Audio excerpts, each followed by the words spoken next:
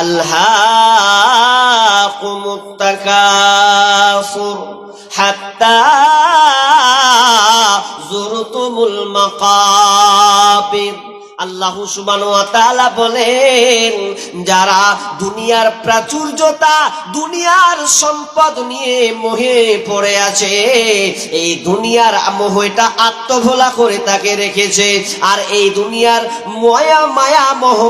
মায়া মোহ, এই দুনিয়ার ভোগ ভালোবাসা, এই দুনিয়ার মধ্যে যে আত্মভোলা থেকেছে আখিরাত থেকে, এটা অতক্ষণ পর্যন্ত তার পেট ভরবে না, অতক্ষণ পর্যন্ত জানবে না হাত্তা যুরতুমুল মাকাবির, যতক্ষণ না তার স্থানটা কবরে গিয়েছে।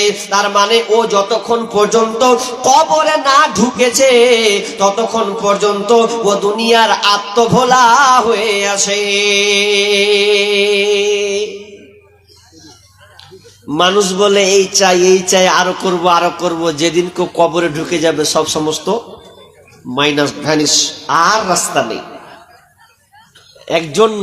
একজন খ্রিস্টান, ভালো করে শুনবেন, এ কথা পাবেন না, খ্রিস্টান, খ্রিস্টান তার মানে ও মুসলিম নয়। তো খ্রিস্টানের একটা রোগ হয়েছে, কি রোগ জানেন? ও শান্তি পায় না। দিনে কোটি টাকা ইনকাম, দিনে তার কোটি টাকা ইনকাম, মনে তার শান্তি নাই।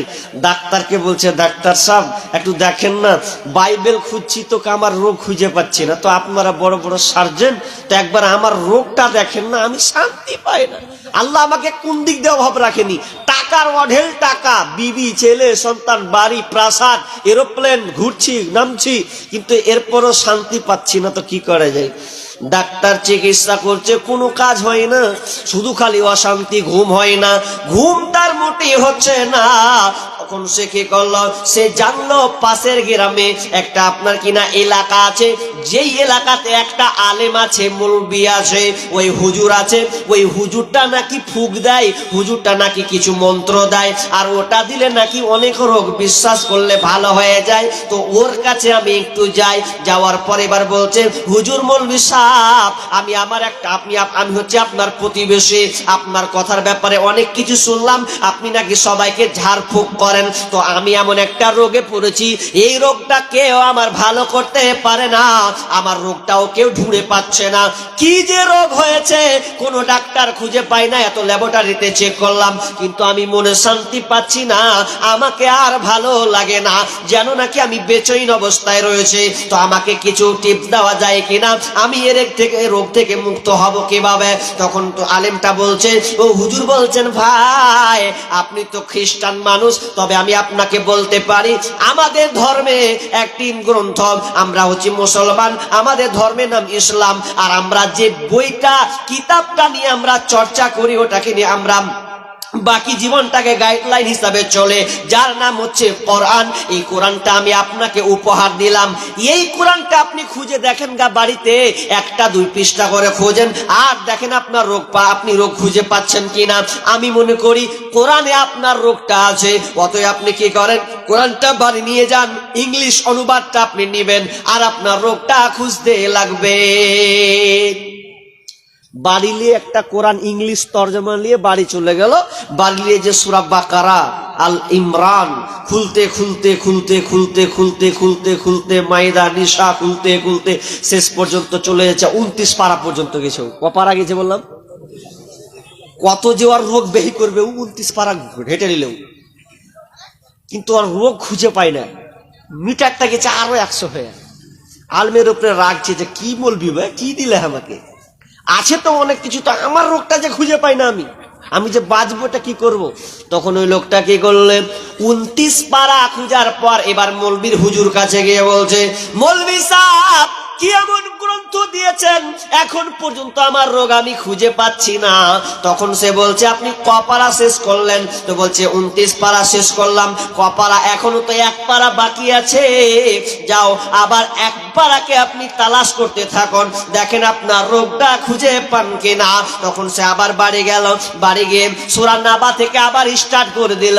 স্টার্ট করতে করতে এই যায় করতে করতে করতে এমন একটা সূরা এসলো, যে সূরাটার নাম আমি আগে পড়েছি, ওই সূরাটা যখনই এসেছে থমকে দাঁড়িয়ে গেছে।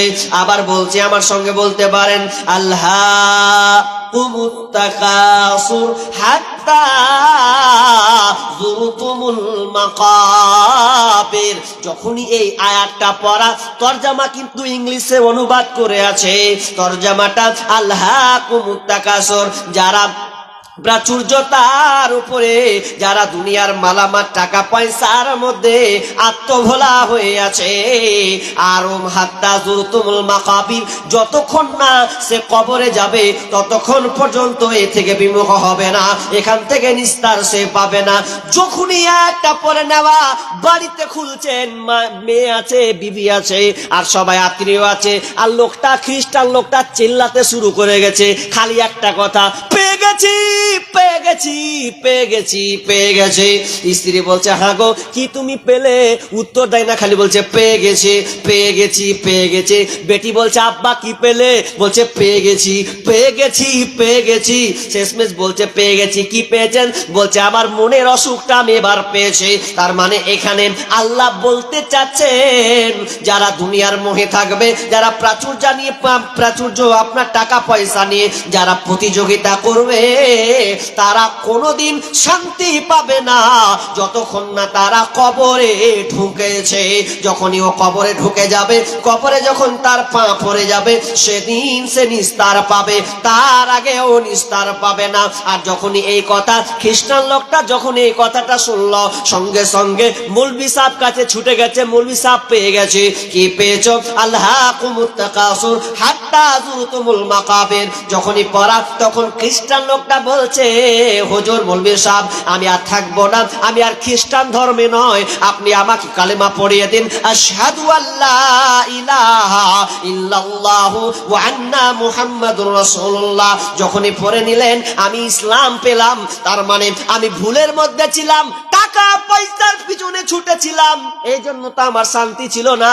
রাত ঘুমাতে গেলে খালি হিসাব আর হিসাব, এদিকে লাগাই ওইদিকে লাগাই, কিন্তু না, আল্লাহ এত আমাকে দিয়েছেন, এরপর আমি ক্ষান্ত নয়। এই জন্য কবর যতক্ষণ না যাবে ততক্ষণ পর্যন্ত তার নিস্তার নাই। তার মানে কবর এমন একটি জায়গা বন্ধুরে, এই কবরে সবাইকে যেতে হবে, আর সমস্ত তার আত্মীয়, সমস্ত তার সম্পর্ক, সমস্ত তার চিন্তাকে কেটে দেবে। এর নাম হচ্ছে কবর।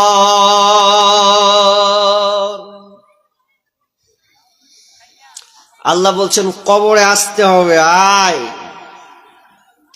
কবর প্রতিদিন 10টা কথা বলে। কবর বলে, আমার উপরে খুব নাচছো না, মজা লাগছে, ভেতরে আসো, সব মজা বের করে দেবো।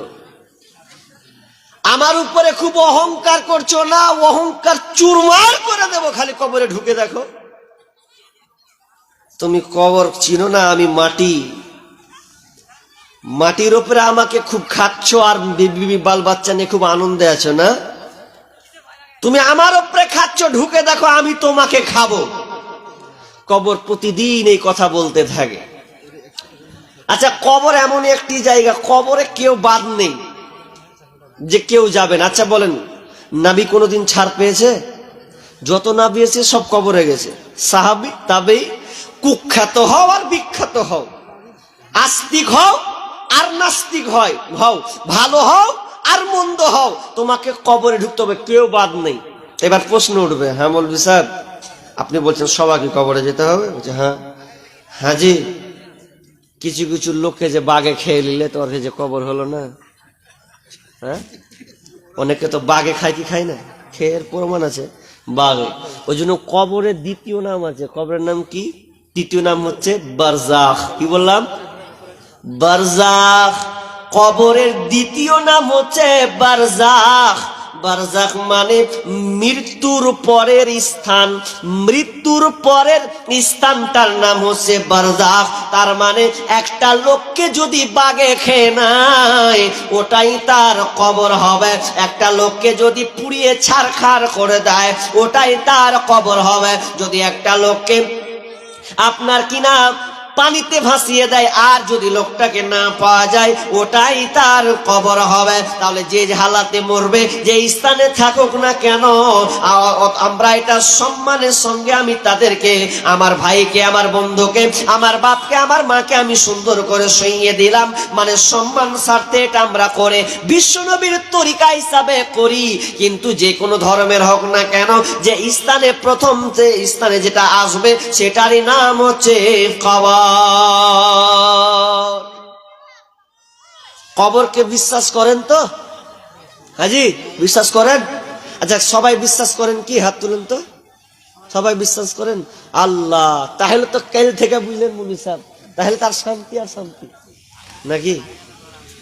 অত সস্তা ওপরে ওপরে বলছি কবর বিশ্বাস করছি, কাজের বেলা জেনেছি, কাজের বেলা জেনে ওটা বলবো, ওটা পেন্ডিং এ আছে, ওটাকে ব্যাখ্যা করবো আজকে আমি, কাজের বেলা নেই। তো কবরে কারো রেহাই নাই, ধরা পেতেই হবে। কবরে কোনো গ্রুপ নেই, জান্নাতের গ্রুপ আছে, জাহান্নামের গ্রুপ আছে, কিন্তু কবরে কোনো গ্রুপ আছে? কবরে সবাইকে শুতে হবে, কিন্তু জাহান্নামের গ্রুপ আছে, জান্নাতের গ্রুপ আছে।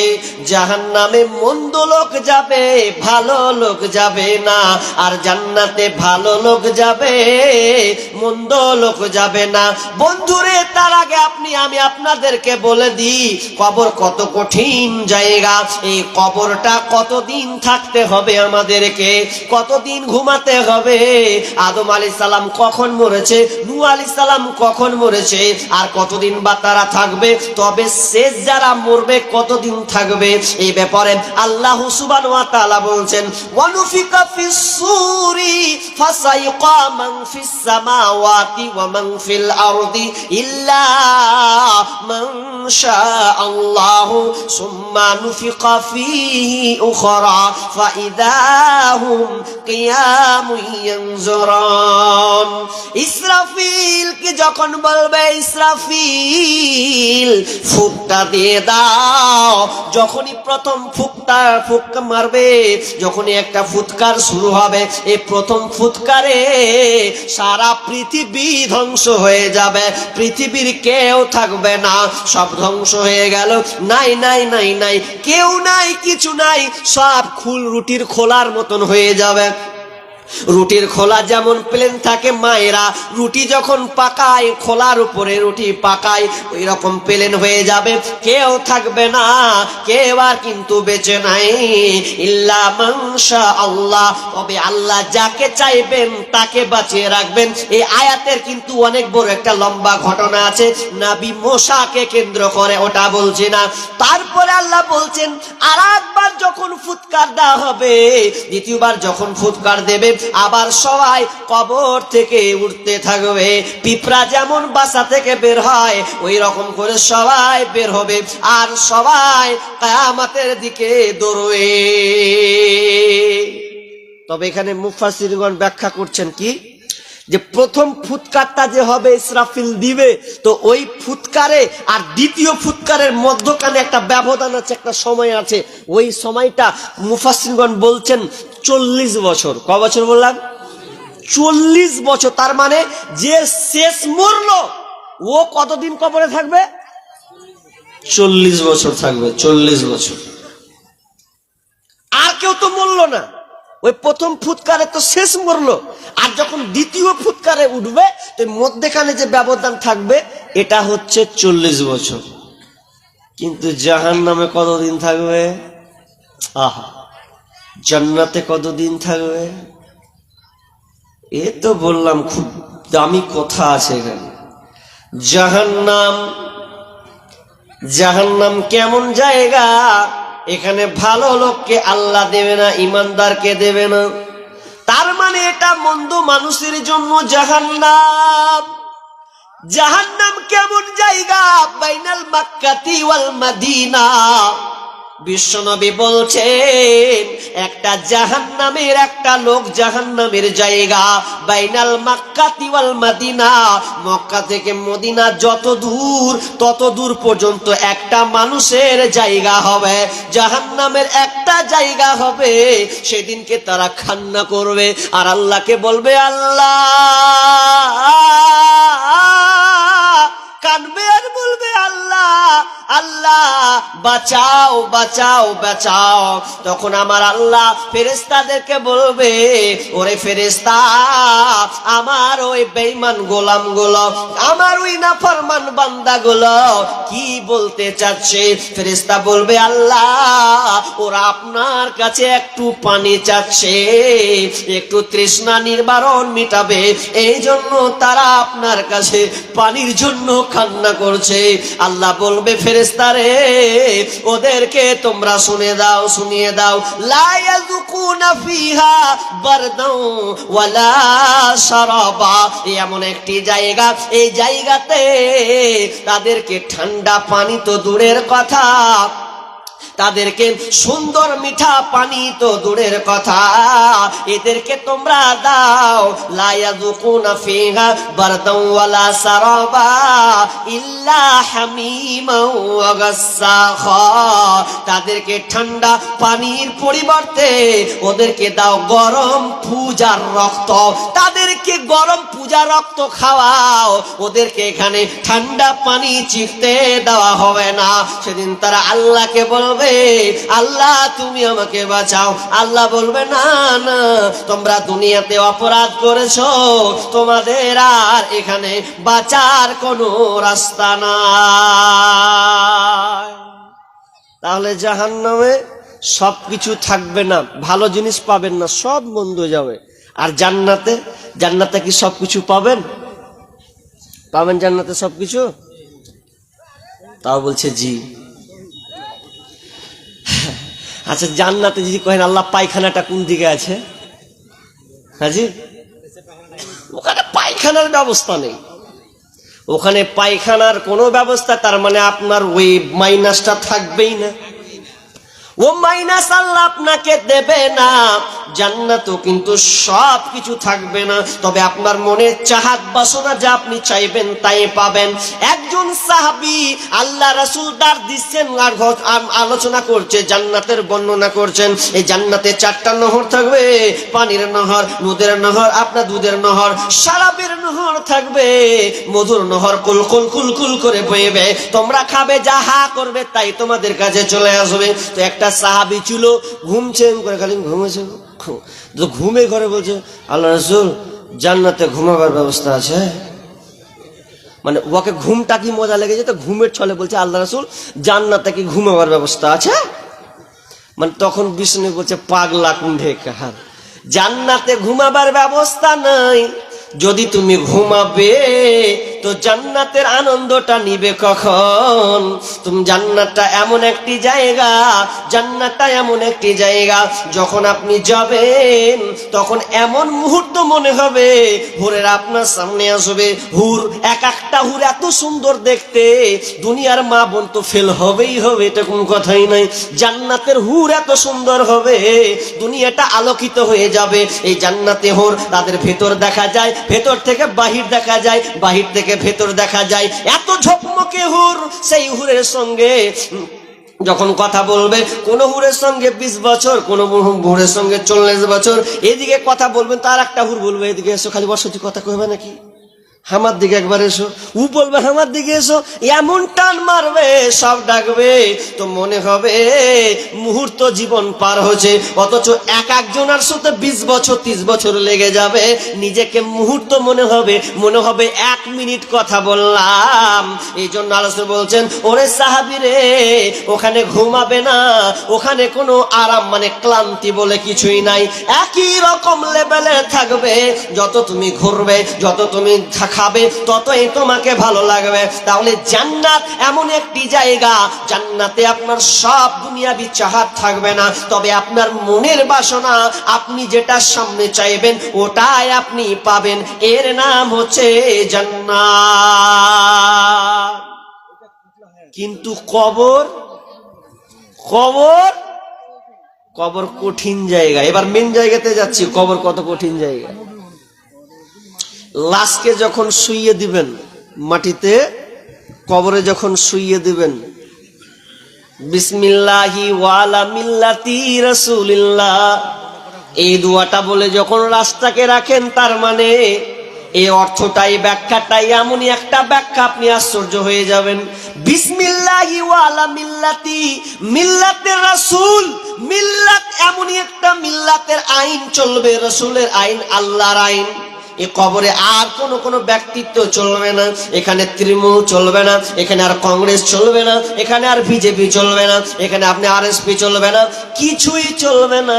কবরে যখন রাখবে মিল্লাতের উপরে রাখবে, তো মিল্লাতটাকে নবী মুহাম্মদুর রাসূলুল্লাহ সাল্লাল্লাহু আলাইহি ওয়াসাল্লামের মিল্লাত। কেউ যদি বলে ওরে আমি ছিলাম সিপিএম এর পার্টির লোক, ফেরেশতা বলে পিটকে খানিকটা, পিট, সিপিএম বলছেন না, পিট। কেউ যদি বলে আমি কংগ্রেস করতাম, তো বলবো কার ডবল পিট, পিট। উপায় নাই, এখানে কোনো নেতা চলবে না, এখানে কোনো দল চলবে না, একটাই দলের উপরে থাকবে, একটা নেতার উপরে চলবে, সেটা হচ্ছে নবী মুহাম্মদুর রাসূলুল্লাহ সাল্লাল্লাহু আলাইহি ওয়াসাল্লাম। এবার লাশকে রাখার পর, যখন লাশকে রাখা হয়ে গেল, তখন আপনি সম্পূর্ণভাবে যখন ওকে দাফন কাফন করে দেবেন, এরপরে যখন আপনি মারা যাবেন, ইদা উযিয়াল মাইয়াতু ফিল কবরে, যখন মাইয়াতকে কবরে রাখা হয়, ইদা উযিয়াল মাইয়াতু ফিল কবরি আতাহু মালাকানি, তখন দুইজন ফেরেশতা এসে কবরে হাজির হয়। ফায়াকুলানি, তারা দুইজন বলে মান রাব্বুকা মা দীনুকা ওয়া মান নাবিয়ুকা। এই তিনখানা প্রশ্ন করা হবে, আর এই প্রশ্ন তিনখানা সমস্ত বাকি যে ধারাবাহিকতা চলবে, এই তিনখানা প্রশ্নের উপরে তার লাইফটা কাজ করবে। তিনখানার প্রশ্নের উপরে বাকি জীবনটা যাবে ওর। তার মানে তিনখানা প্রশ্নের উত্তর কে দিতে পারবে, এটা অনেক ব্যাখ্যা আছে, বলবো একটা একটা করে। তিনখানা প্রশ্ন, শর্টকাট জি, খুবই সহজ প্রশ্ন না, একেবারে শর্টকাট। মাধ্যমিকে পরীক্ষা দিবেন ফেব্রুয়ারি 10 তারিখ থেকে শুরু করবেন, তো কত পড়া করতে হয়, কত স্টাডি করতে হয় না জি, কত পড়তে হয় ওকে আল্লাহ, মানে কি আবার টুকনি ধরে নেবে। আপনার দিকে টুকনি হয়? টুকনি নকল, নকল।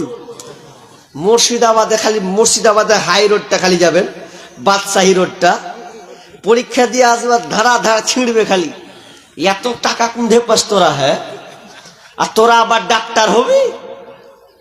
আজকালকার বর্তমান সব ডাক্তার, একটা পত্রিকা পড়ছিলাম যে ডাক্তারের পরীক্ষা হচ্ছে, বুঝলেন তো, ডাক্তারের পরীক্ষা হচ্ছে, তো সবটি নকল করে পাস করছে, ধপটি ধরা পড়েছে সালাকে ভর। তা ওগুলা যদি ডাক্তার হয়, তো গরিবের পেটে লাত মারবে না তো কি করবে হাজি?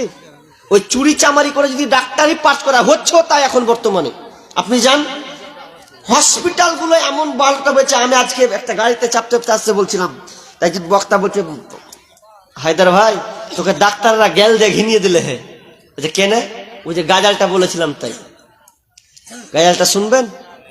কে কে শুনবেন হাত তুলেন তো, কে কে শুনবেন? সবাই শুনবেন। তো শুনবেন যখন, তো আমার একটা আবদার রাখতে হবে, নুরুল ভাইকে সব টাকা দিয়ে দেয় নাকি? হ্যাঁ, তা আমার হাতে তো কিছু নিব, গাজালটা শুনবেন, ঠিক আছে? তো ডাক্তারের কাছে আমি ভালো নয় এখন, কিছু ডাক্তার বলছে ওকে পেলি মারবো, তা আমি বলছি কি অপরাধ করবো কহেন তো আমাকে মারবি? তাই তো সব ডাক্তারকে বলিনি, সব ডাক্তারকে বলে তো আমি লিখিনি, ওটা আমি লিখেছি যারা বদমাস ডাক্তার তাদের জন্য করেছি। গাজালটা বলবো কইছেন, থাপতে পারবেন তো? ডাক্তার আছে এখানে নাকি? ফের আছে জি, আছে তো ভাই, আপনাকে বলি না, যারা বদমাস, যারা ঠোগা খায় ওদেরকে বলছি। হ্যাঁ, তো আল্লাহর রাস্তে নিয়েন না, কিছু মনে নিন না। আমি ডাক্তারকে ভালোবাসি, আমার পরিচিত ডাক্তার আছে, আমি এখানে ফোন করলে ধরবে। তো ভালো ডাক্তারও আছে সমাজে, কিন্তু ভালোর থেকে খুব খারাপটা হয়ে গেছে বেশি। নাহলে দেখেন আমি মিলাচ্ছি কিভাবে, দেখেন এতটা বেশি হয়ে গেছে যা বলা কথা নেই। তবে কথা, ডাক্তারের গাজালটা বলবো, তবে 500 টাকা করে লাগবে নাকি? আজ এত সুন্দর করে লিখবো আর আপনাকে বলবো, আপনি মসজিদের জন্য 500 টাকা দিতে পারবেন না?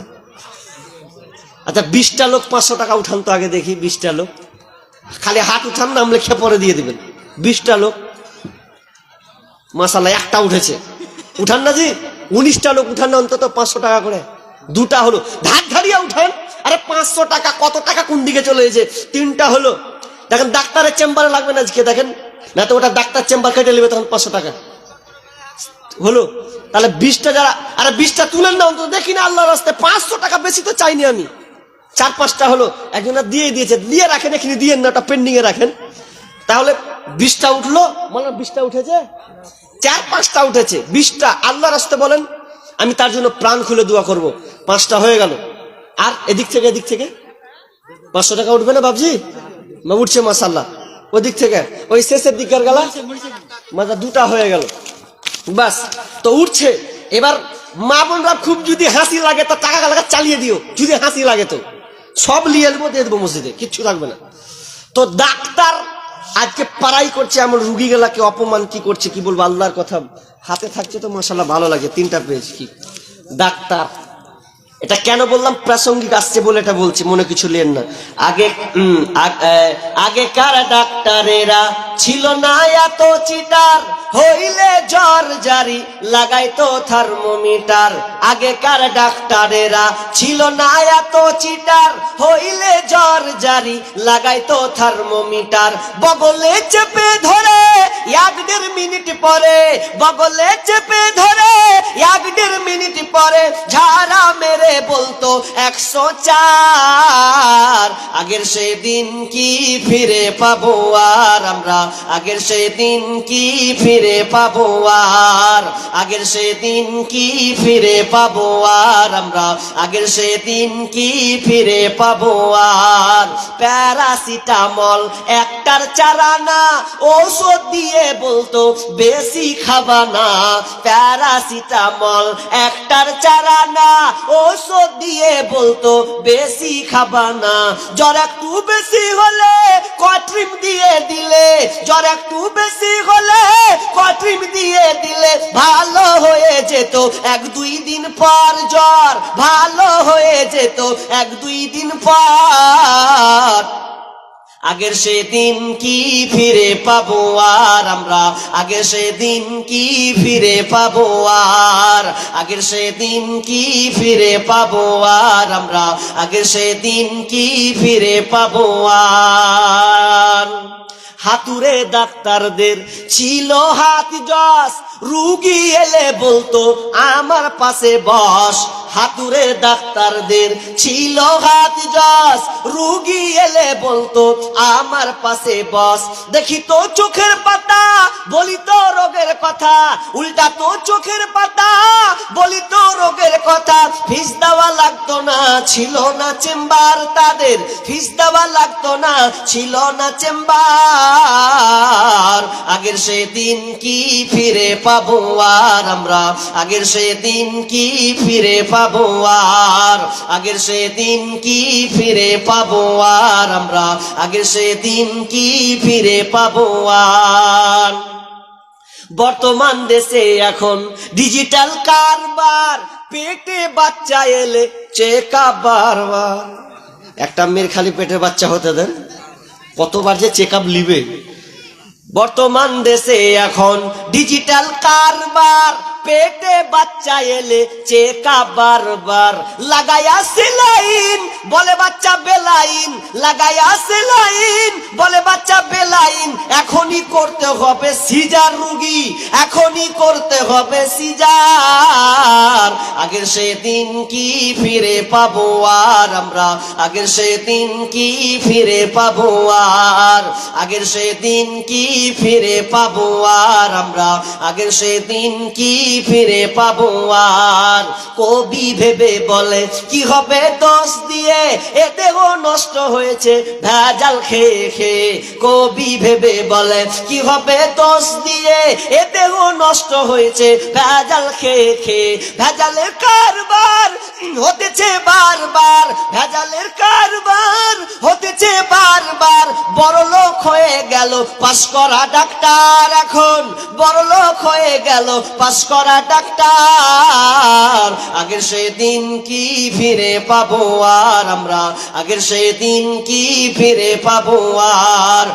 আগেকার ডাক্তারেরা ছিল না এত চিটার, হইলে জ্বর জারি লাগাইতো থার্মোমিটার, বগলে চেপে ধরে 1-1.5 মিনিট পরে, বগলে চেপে ধরে 1-1.5 মিনিট পরে ঝাড়া মেরে বলতো 104।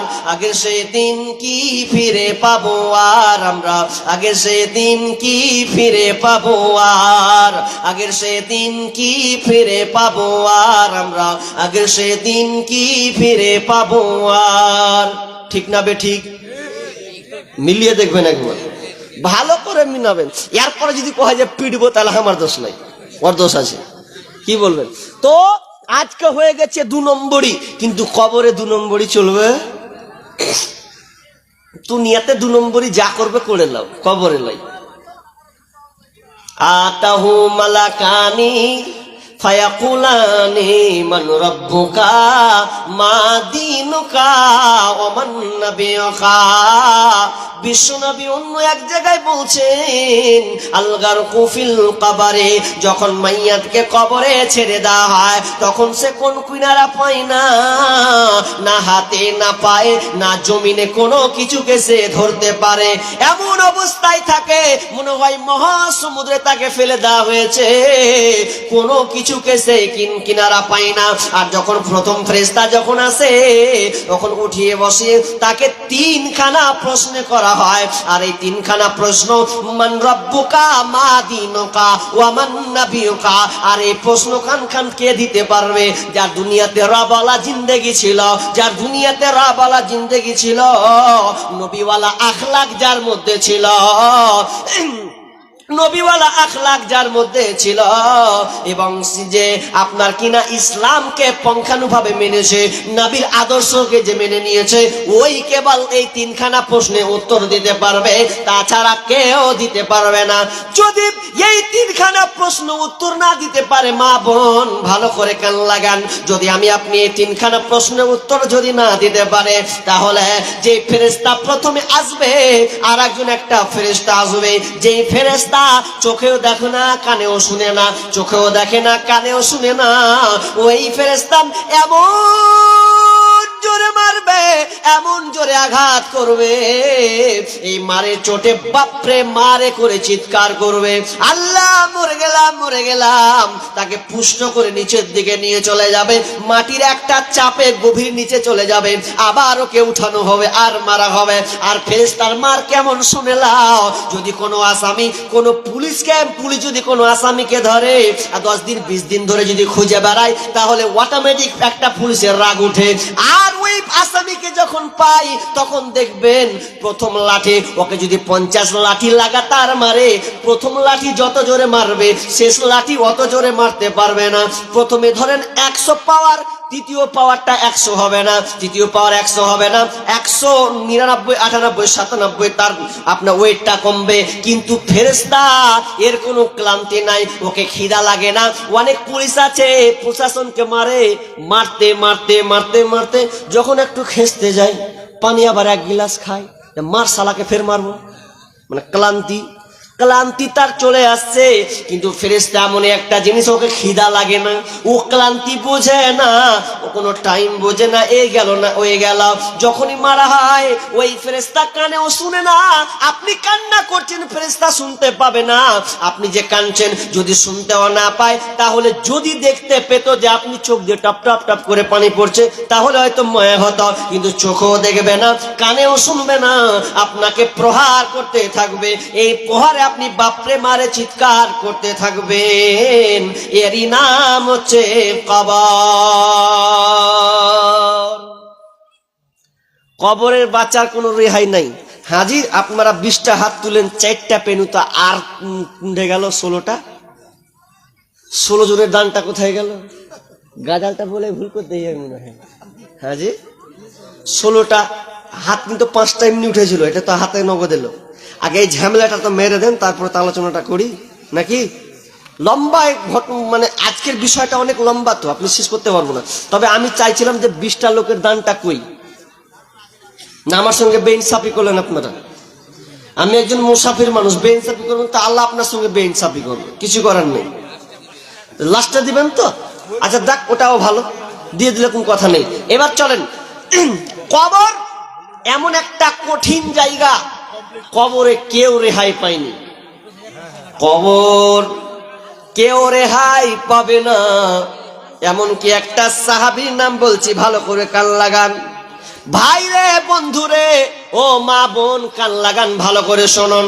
এমন একজন সাহাবী আছে, যেই সাহাবীর কথা শুনলে আপনি আশ্চর্য হয়ে যাবেন। ওই সাহাবীটার নাম হচ্ছে সাদ বিন মুআজ রাদিয়াল্লাহু তাআলা আনহু। এই সাহাবী কত আল্লাহওয়ালা, জান্নাত সুপ্রাপ্ত একজন সাহাবী, যে সাহাবী জান্নাতে সুসংবাদ পেয়েছিলেন। এই সাহাবী যেদিন মারা যায়, বিষ্ণু বলছেন হাযাল্লাযী তাহাররাকা লাহুল আরশু ওয়া ফুতিহাত আবওয়াবাস সামাই ওয়া শাহিদাহু ৭০ আলফা মিনাল মালাইকাতি লাকাদ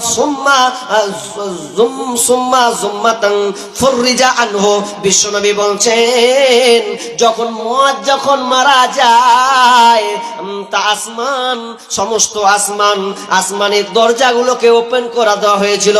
যেদিন সাদ মারা যায়, সাদ বিন মুআজ যেদিনকে সাহাবীটা মারা যায়, সেদিনকে পৃথিবী কম্পন হয়েছিল। কোন নবীর ব্যাপারে এতটা কম্পন হয়নি। যেদিন সাদ মারা যায়, সেদিনকে পৃথিবীর কম্পনটা শুরু হয়েছিল। কে মারা গিয়েছে? তো সাদ রাদিয়াল্লাহু তাআলা মারা গিয়েছে। এই সাহাবী কত মর্যাদাবান সাহাবী, যার জন্য জমিনটা পর্যন্ত কেঁপে উঠেছে। শুধু তাই নয়, ওয়া ফুতিহাত লাহু আবওয়াবুস সামা, আসমানের দরজাগুলোকে তার জন্য খুলে দেওয়া হয়েছে, উন্মুক্ত করে দেওয়া হয়েছিল। এমন একজন সাহাবী। শুধু তাই নয়, ওই সাহাবীর জানাজায় শরীক হয়েছিল মানুষ তো মানুষ, শুধু মানুষ তো মানুষ, জিন তো জিন, তার সঙ্গে শরীক হয়েছিল ৭০,০০০ ফেরেশতা। ৭০,০০০ ফেরেশতা যেই সাহাবীর জানাজায় শরীক হয়েছিল, সেই সাহাবী, আহারে, যখন এই হাদিসটা পড়ি চোখ দিয়ে খালি শুধু পানি বের হয়। আহা, একজন এত মর্যাদাবান সাহাবী, যে সাহাবীর জন্য ৭০,০০০ ফেরেশতা যাকে জানাজায় শরীক হয়েছে। এরপরে বিশ্বনবী বলছেন ওই সাহাবীকে কবরে চাপ শুরু করে দিয়েছে। এতটা চাপ, ডানে আর বামে চাপ শুরু হয়েছে। তিনি আল্লাহ আল্লাহ আল্লাহ করছেন, সুবহানাল্লাহ, আলহামদুলিল্লাহ, আল্লাহ আল্লাহ করছেন আর সুবহানাল্লাহ, আলহামদুলিল্লাহ পড়ছেন। আল্লাহ কি হাল হলো, কবরটাকে তিনি একটু চেপে ধরলেন। আরে সাদের কবরকে প্রশস্ত করে দেওয়া হোক। সাদ তো বিখ্যাত একজন সাহাবী। এরপরও সাদকে কবরের আযাব থেকে তাকে রেহাই দেওয়া হয়নি, কবরের শাস্তি তাকে ভোগ করতে হয়েছে। তাহলে আমরা মুসলমান কেমন মুসলমান? আমরা সাধারণ স্যাম্পল মুসলমান হওয়ার পরেও একবার কবরের কথা ভাবলাম না, যে আমাদের কবরে কি হালাত হতে পারে। সাহাবীর হালাত যদি এরকম হয়, তাহলে আমাদের হালাতটা কি হতে পারে? সাদ রাদিয়াল্লাহু তাআলা কবরে চাপ সৃষ্টি হচ্ছে কেন গো? কোন মুফাসসির বলছেন এটা আইডিয়াতের উপরে বলছেন, আইডিয়া। একটা কারণ বলছে তোমার ওই হাদিসের উপরে নির্ভর করে বলছেন। কোন হাদিস? বিশ্বনবী বলছেন কবরের পাশ দিয়ে যাচ্ছেন, তো কবরের পাশ দিয়ে গিয়ে দেখছেন দুইটা কবরে আযাব শুরু হচ্ছে। বিশ্বনবীকে জানানো হচ্ছে, তিনি বুঝতে পারলেন এই কবরে দুইটা কবরে আযাব। কেন আযাবটা হচ্ছে গো মা? ও বোন, ভালো করে শোনো। দুইটা কারণে কবরের আযাব। একটা কারণ, একটা লোকের কবরের আযাব হচ্ছে চুগলখড়ি করে বেড়াতো। চুগলখড়ি মানে বুঝেন? চুগলখড়ি কি বুঝলেন? চুগলখড়ি করা, এর কথা ওকে লাগাবে, ওর কথা ওকে লাগাবে, এর কথা ওকে লাগাবে, এর কথা ওকে লাগাবে। তার মানে ও মিথ্যার আশ্রয় নেবে, মিথ্যা বলে এক অপরকে লাগাবে। মা বোনদের এটা সব নম্বরে ১ নম্বরে পেশা খারাপ আছে। কেমন পেশা খারাপ? যদি অন্যের সংসারকে ভালো দেখে নেয়, তো ওকে আবার ওর নাম দিয়ে অন্যকে লাগাবে। দেখ তোর নাম দুর নাম উড়িয়ে দিয়েছে, উয়াকে লাগাবে। ওই জন্য বিষ্ণু বলছেন, ওরে মহিলা, ও পুরুষের দল, খবরদার ওই মেয়েকে বাড়তে ঢুকতে দিও না। যে মেয়েটা পরের লোকের খবর নিয়ে তোমাকে শোনায়, ওই মেয়েটাকে বাড়তে প্রবেশ করতে দেবে না।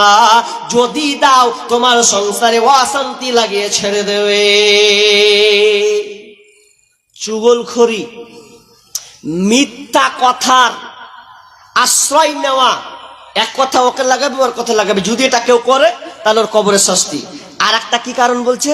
বিষ্ণু বলছেন আর একটা কারণ, কবরের শাস্তি আর একজনের হচ্ছে এটা এই কারণ যে লোকটা পেশাব করত, পেশাব করার সময় খেয়াল রাখতো না, তার মানে পেশাব করতে গিয়ে ওই পেশাবের ছিটা কাপড়ে এসে লাগতো, ওই জন্য কবরের শাস্তি।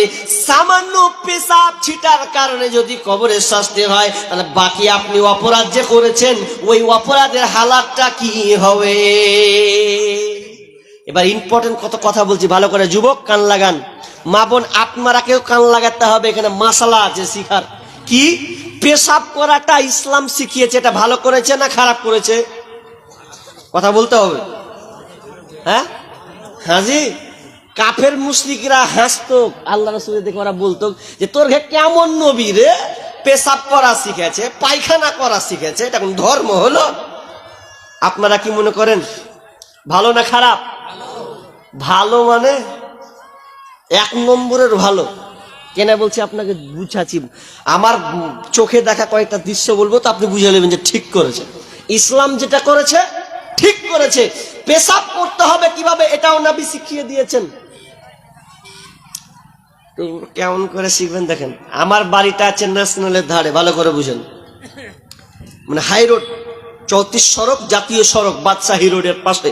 তা আমার বাড়িটা রোডের ন্যাশনালের ধারে, বাড়িতে খুব সুবিধা আমার হয় ট্রেন এদিক থেকে গেলে। তো এবার ন্যাশনালের ধারে বাড়ি, বুঝলেন, আর রাস্তা আছে সাইডে। এ ভাই তো দেখেছে আমার বাড়িটাও, নিয়ে গেছে ওকে, তো নিয়ে গেছে। তো একটা হিন্দু লোক, বুঝলেন, ওকে কত যে পেশাব করা লেগেছে, ওরা কোনখানে পেশাব করবে ও জায়গা ঢুঁড়ে পায় না। হাজি এত দুনিয়ার রাস্তা হাই রোডে জায়গা তুই ঢুঁড়ে পেস না, এত বেকুব তুই? তো জায়গা ঢুঁড়েছে তা আমাকে বাড়ির রাস্তাতেও, আমাদের বাড়ির রাস্তাতে, আর ওইখানে ওই সময়তে দিনের বেলা। তো মা আছে আর অনেকে আছে, সেদিনকে আমিও ছিলাম, বসে আছি রোদ্রে, গল্প করছি, আর এর মধ্যে আরেকজন দেখছি, মা কাজটা তো সালা নোংরা, এটা যে আমার দিকে এত লোক বেটি ছেলে আছে, বেটা ছেলে আছে, তো তোকে তো আড়ালে পেশাব করতে হবে। ও না করে ভাবু রাস্তাখানে এসে আমাকে সামনের দিক দিয়ে চেন খুলে চ করে ছাড়ছে। আচ্ছা কেমন লাগবে? ই যখন পাইপ চ করে ছেড়েছে, তা আমার চাচা একটু রাগাল মানুষ ছিলেন, খুবই রাগাল, মানে একটু উল্টা পাল্টা দেখতে পারতো না। ই যেমন দেখে নিয়েছে, আর গ্যাল যদি শুনেন তা আল্লাহ আকবার, গ্যাল যদি শিখতে তো আমার চাচার কাছে যেতে হবে।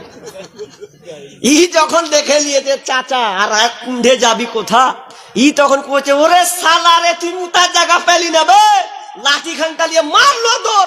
আর ই দেখছে মুখে বল খালি শুরু করেছে পেশাবটা, দিউ করছে সালা চেন লাগাবো না কি করবো।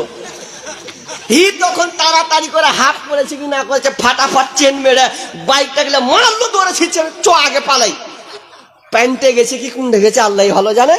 তো পেশাব করার নিয়মটাও জানলো না, যেখানে রাস্তা লোক যাতায়াত করে তোকে আর করতে হতো। তাহলে ইসলাম তো শিক্ষা দিয়েছে। অনেক লোককে দেখি আমার ন্যাশনালের ধারে, মেয়ে ছেলে আছে, বলতে একটু বিস্তারিত বলতে পারছি না, লজ্জা লাগছে। কত ছেলেকে দেখছি বাইরে বিদেশ খাটতে যাচ্ছে, মুসলমানের বাচ্চা, অথচ দেখেন পেশাব করতে জানলো না, বাঁশ থেকে নামচা করছে, ড্রাইভার সাহেব মুতা লেগেছে, থানায় নামান তো, মাইনাস করছে, ও আগা দিকে খাড়ো করছে। তো আর একজন এখানে পেশাব করছে, আর একজন ওখানে করছে, বাম হাতে ও বাম হাতে আর বেরিয়ে ধরেছে। হ্যাঁ কদূরে নু, কদূরে নু, মানে ও ছাড়ছে, ওটা দেখছে। এটা কোনো নিয়ম হলো পেশাব করা? ইসলাম তো শিখিয়েছে পেশাব কিভাবে করতে হয়, কোথায় বসতে হবে। মা বোন আপনাদের এই প্রয়োজন সারতে গেলে ভালো জায়গা, চুরুস জায়গাতে যাবেন না, আপনাদের আরো সতর্ক থাকতে হবে। কারণ আপনারা কাপড় পরেন, কাপড় পরতে গিয়ে সতর্ক অবলম্বন করতে হবে, যাতে আপনার পেশাবের ছিটা কোনো কাপড়ে না চলে যায়। কেন? কবরে কাপড়ে ছিটার কারণে শুধু তাকে ছাড় দেওয়া হয়নি, কবরে আযাব হচ্ছে। তাহলে আমি আপনি যখন পেশাব করব, খেয়াল রাখতে হবে ওই অপবিত্র জিনিস, এই পেশাবটা যেন কাপড়ে না চলে যায়। যদি চলে যায় তাহলে কিন্তু আপনার কবরে আযাব, শাস্তি হবে, রেহাই নাই। কোন মতেই সুন্দর করে এই বিধানগুলো করবেন। বিশ্বনবী আমাদেরকে পেশাব করাটা পর্যন্ত শিখিয়েছে। ওরে মুসলমান, ওরে আমার উম্মতেরা, তোমরা যখন পেশাব করবে এই নিয়মে তোমরা সুন্দরভাবে নরম জায়গাতে বসে পেশাব করবে, যাতে করে তোমার ছিটা না লেগে যায়। একটা করে বলবো, লোক যে উঠছে জি, হ্যাঁ পেশাব করতে যাচ্ছে না উল্টা পাল্টা, পেশা পড়তে গেছে তো। আচ্ছা চলেন এবার একটা হাদিস বলি, কবরের আযাব যে কত কঠিন হবে। আমি দুটা লম্বা একটা হাদিস বলবো, একটাই হাদিস বলবো, মেন বলবো না, তো লম্বা করবো না, আমি টাইমের দিকে যাব। তবে গুরুত্বপূর্ণ যে হাদিসটা পড়েছি, এই হাদিসটা কত গুরুত্বপূর্ণ। আপনি কবরে যাবেন, কবরস্থানে যাবেন, কারণ সাহাবীরা যখন কবরকে দেখতেন বেশি বেশি করে কান্না করতেন, এতটা তারা কান্না করতেন। শুধু তাই নয়, উসমান রাদিয়াল্লাহু তাআলা আনহু যখন কবরকে দেখতেন চোখ দিয়ে পানি ঝরঝর ঝরঝর করে বলতো। সাহাবীরা বলতেন, ও উসমান, আপনি তো জাহান্নামের কথা শোনেন, পুলসেরাতের কথা শোনেন, এত তো আপনি কান্না করেন না।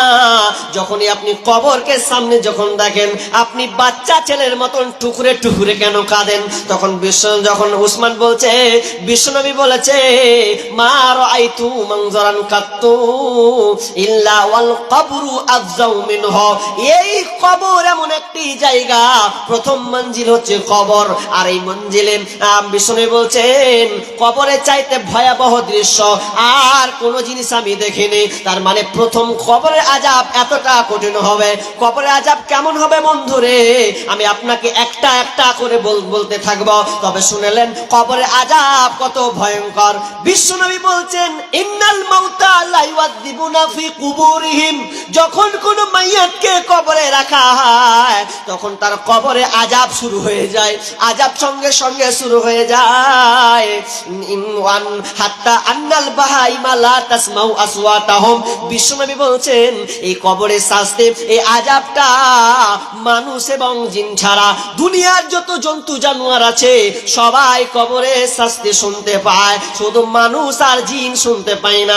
বিশ্বনবী অন্য জায়গায় বলছেন, যদি মানুষ কবরে আযাব শুনতে পেত কান দিয়ে, যদি কবরে আওয়াজ মানুষ শুনতে পেত, তাহলে কোনদিন তার বাপকে কবরে দিত না, কোনদিন তার ভাইকে কবরে দিত না, চেষ্টাও করতো না। কারণ কঠিন একটা জায়গা, এই জায়গাতে প্রথমে ধরা পড়লে আর তার কোনো রেহাই নাই।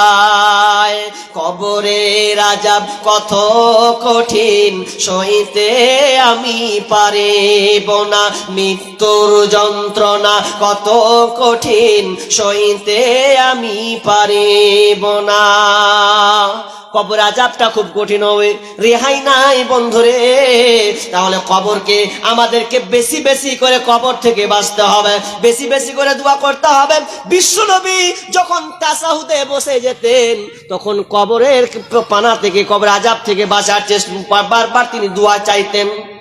আবু হুরায়রা বলছেন, নবী হুরায়রা রাদিয়াল্লাহু তাআলা قال কানা রাসূলুল্লাহ সাল্লাল্লাহু আলাইহি সাল্লাম ইয়াদউ, বিশ্বনবী দোয়া করতেন, আল্লাহুম্মা ইন্নী আউযু বিকা মিন আযাবিল কবর। হে আল্লাহ, তুমি আমাকে কবরের আযাব থেকে রক্ষা করো, কবরের আযাব থেকে তুমি আমাকে বাঁচিয়ে নিও। বিশ্বনবী পর্যন্ত কবরের শাস্তি থেকে বাঁচতে চাইতেন। শুধু তাই নয়, ওয়া মিন আযাবিন নার, এবং জাহান্নামের আগুন থেকে তিনি বাঁচতে চাইতেন। ওয়া মিন ফিতনাতিল মাহিয়া ওয়াল মামাত, বিশ্বনবী দোয়া করতেন জীবন মরণের ফিতনা, এই ফিতনা থেকে তিনি বাঁচতে চাইতেন। ওয়া মিন ফিতনাতিল মাহিয়া ওয়াল মামাত ওয়া মিন ফিতনাতিল মাসিহিদ দাজ্জাল, বিশ্বনবী দাজ্জালের ফিতনা থেকে বেশি বেশি করে দোয়া করতেন। আল্লাহর কাছে খালি দোয়া করতেন সব সময়, আল্লাহ তুমি আমাকে কবরের শাস্তি থেকে রক্ষা করো। নামাজি তো পড়ি না, তো আপনি তাসাহুদে কখন ডাকেন? আমরা নামাজকে সাপ্তাহিক একটা অনুষ্ঠানে পরিণত করেছি, তার নাম কি? জুমা। শুধু খালি সপ্তাহে একদিন যাব, জুম্মা পড়ে দিলাম, তার মানে পরিচয় দিয়ে দিলাম আমি মুসলিম। আচ্ছা বলেন, ওটা দিয়ে ওর কাজ হবে? কিচ্ছু কাজ হবে না। 7 দিনই আপনাকে পড়তে হবে, 8 দিনই আপনাকে পড়তে হবে, মাসে তো মাসেই পড়তে হবে, বছর তো বছরকেই পড়তে হবে, এর কোনো ছাড়পত্র নাই। কিন্তু আমরা বুঝি না যে নামাজটাকে আমরা ছোটখাটো মনে করছি। দেখেন একটা কথা বলি, এই ইউটিউবার, এটা নিয়ে আবার বেশি ভাইরাল পাকামো করিও না। আমাকে নিয়ে সোশ্যাল মিডিয়া দেখুন তো যা ঝড় দিলে কদিন। একটা গাজাল মিস্টেক করেছি কোনো জায়গাতে, একটা মানুষ ড্রাইভার যখন গাড়ি চালায় তো ড্রাইভারই অ্যাক্সিডেন্ট করে, ঠিক কিনা? এটা স্বাভাবিক হতে পারে। যদি আমাকে পরামর্শ দিত, ভাই এটা ভুল হয়েছে, বলিয়েন না, তারপর ক্লিয়ার। কিন্তু আমি কত গাজাল লিখতে গিয়ে কত কিছু হতে পারে, লিখেছি, মানুষকে কত বলেছি। এবার ওই গাজালটা ইউটিউব থেকে নিয়েছিলাম, ভালো লাগছিল, মানে স্যার শর্মটা খুব ভালো লাগছিল, তো বলে দেখি। তো কেউ বলছে গাজালটা হচ্ছে কমলা বনেবাসের নাকি নকল। আচ্ছা যাক, তা আমি জানি না, যেদিন থেকে জানলাম ছেড়ে দিয়েছি। তো এক মামুর ছেলে কি করলে, ওটা কিলে হাইলাইট করে দিলে যে বক্তা এই বলে দিয়েছে। কিছু করার না, ওই জন্য গাজাল বলাটাও কমিয়ে দিয়েছি। এই খালি কাজে লেগে এদের কারণে। উত্তর দিনাজপুর গেলে ওই দিকে যদি যাই তো সব ইউটিউবারকে দিনে, আর মালদাতে বারো করি না, কারণ মালদার ইউটিউবাররা ভালো। ইউটিউবাররা এমনই একটা জাতরে বাপ, ওপরে তুলবে তো ঘরে নামিয়ে দেবে উনিছে, এমনই কারবার ইউটিউবার। তো সব ইউটিউবার নয়, ইউটিউবারের মধ্যে ভালো আছে আবার মন্দ আছে, নাকি নেই? মানুষের মধ্যে যেমন কিছু ভালো কোয়ালিটি আছে, ডাক্তারের মধ্যে যেমন ভালো মন্দ, ইউটিউবারের মধ্যেও ভালো মন্দ আছে। যারা ভালো তারা চেষ্টা করে ভালোটাকে নিয়ে যাওয়ার, প্রমোট করার চেষ্টা করে। তো কি বলছিলাম, যে কবর এমন একটি জায়গা যে এই কবরে আপনাকে আমাকে সবাইকে শুতে হবে।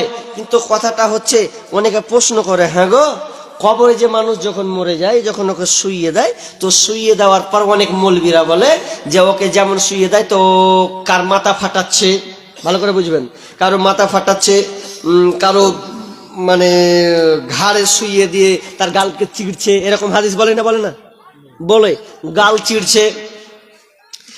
কারো আবার কি করছে, আগুন দিয়ে জ্বালানে উঠাচ্ছে, আর তর্দুনি রুটি যে করে না, সেরকম ভরে উঠাচ্ছে আর নামাচ্ছে। তো এইরকম কেন? তো এই হাদিসটা আমি বলছি, এখান থেকে শিক্ষা আছে কেন এটা, এর তর্জমা, এই ব্যাখ্যা আমি সবকিছু করব। কবর এটা কেন হয় আমি একটা উদাহরণটা বলছি। আচ্ছা একটা কথা বলি আপনাদের, আসামে কি একরকম থাকে না বিভিন্ন রকম থাকে? জি, যে চুরি করে তার চুরি করা শাস্তি আলাদা থাকে, যে লোকের যে চোর ধরা পড়ে ওর শাস্তি আলাদা, যে মানুষকে হত্যা করে ওর শাস্তি আলাদা, যে ব্যভিচার করে যে ধরা পড়ে দেয়, ধর্ষণ করে, ওর শাস্তি আলাদা। দেখবেন দুনিয়াতে প্রশাসন এক এক রকম, এক একজন আসামিকে এক এক রকম শাস্তির উপরে ডিপেন্ড করবে। আর যতক্ষণ আদালত না হবে ততক্ষণ পর্যন্ত দেখবেন লোকটা যেমন হবে তার সঙ্গে প্রশাসন এরকম ব্যবহার করবে। যদি আপনি ছোটখাটো কোনো অপরাধ করেন, তাহলে পুলিশ যদি জানে যে আপনি নির্দোষ হবেন, খালাস হবে, তো দেখবেন প্রশাসন আপনাকে অতটা অ্যাটাক করবেন, আপনাকে সম্মানের সঙ্গে রাখবে। আর যদি আপনার রেপোর্ট খারাপ থাকে যে শালা তুই এরকম করেছিস, তুই কাকে ধর্ষণ করে দিয়েছিস, তাহলে ওকে যা তা করে পিটবে। আদালতে ফাইসালা হোক আর না হোক, ও আগে জেনে নিচ্ছে মালটা এ ধরনের আছে, তো ওকে আগে পিটবে জীবনে, ওকে শাস্তি দিবে। তো কবরটাও ওই রকম, কবরটার শাস্তিটাও ওই রকম। কেমন? চলেন, বিশ্বনবী যখনই ফজরের নামাজ যখন সমাপ্ত করতেন, নামাজ যখন সমাপ্ত করতেন, সমাপ্ত করার পর সালাম ফিরানোর পর মুসল্লির দিকে মুখ করে বলতেন যে ও সাহাবেরা, তোমরা কি কোনো স্বপ্ন দেখেছো কিনা? সাহাবীরা যদি কোনো স্বপ্ন দেখতেন, বিশ্বনবী স্বপ্নের তাবির করতেন, ব্যাখ্যা করে দিতেন। সেই দিন কোনো সাহাবী স্বপ্নে দেখেনি। বিশ্বনবী বলছেন, ও সাহাবীরা রে, আমি আজকে রাতে স্বপ্নে দেখলাম। কি স্বপ্ন দেখেছি তোমরা শুনে নাও। স্বপ্নটা হলো, আমি স্বপ্নে দেখলাম দুইজন লোক আমার দুই বাহু আমার হাতকে ধরে তারা আমাকে উপরের দিকে এমন একটা জায়গা নিয়ে চলে গেল, অনেকে বলেছেন সাম একটা সিরিয়া, এইরকম একটা জায়গার দিকে নিয়ে চলে গেল। ওই জায়গাতে নিয়ে যাওয়ার পর আমি প্রথম একটা ব্যক্তিকে দেখলাম, যে এই ব্যক্তিটাকে একজন লোক তার গালটাকে চিড়ছে, এদিকে একবার চিড়ছে, এমন ভাবে আপনার আকড়া দিয়ে চিড়ছে, করাত দিয়ে তার গালকে চিরা হচ্ছে, আর এমন করে চিড়ছে। তো চিড়তে গিয়ে আবার বামটা যখন চিড়তে যাচ্ছে, আবার তার ডান গালটা ঠিক হচ্ছে, এই রকম তার চিড়তে আছে। এটা কেন? আল্লাহ রাসূল জানতে চাইলেন এই লোকটাকে কেন এরকম শাস্তি দেওয়া হচ্ছে। তখন ওই আগন্তুক বলছে, আরো সামনে চলেন, এখনো না, আরো সামনে নিয়ে যাওয়া হলো। সামনে নিয়ে যেতে যেতে আরেকটা একটা লোককে তিনি দেখতে পেলেন, যেই লোকটা আপনার কিনা শুয়ে আছে, ঘাড়ের ভর দিয়ে তিনি শুয়ে আছেন। আর একজন লোক তার মাথাতে এমন করে একটা পাথর পোল্ডার দিয়ে তার মুখকে ভাঙছে, মাথাকে ভেঙে চাউচির করে দিচ্ছে। আল্লাহ রাসূল দেখে বলছেন, আহারে লোকটার শাস্তি এরকম কেন হচ্ছে, কি এমন কাজ করেছে? ফেরেশতারা বলেন, আরো আগে সামনে চলুন। সামনে যেতে যেতে আর একটা ভয়ঙ্কর একটি জায়গা, যেই জায়গাটা একটা তন্দুরি রুটি যেমন করে, দেখবেন তন্দুরি রুটি কিন্তু আগুনের ভেতর দিয়ে তৈরিটা করা হয়, ওকে তুলানো হয়।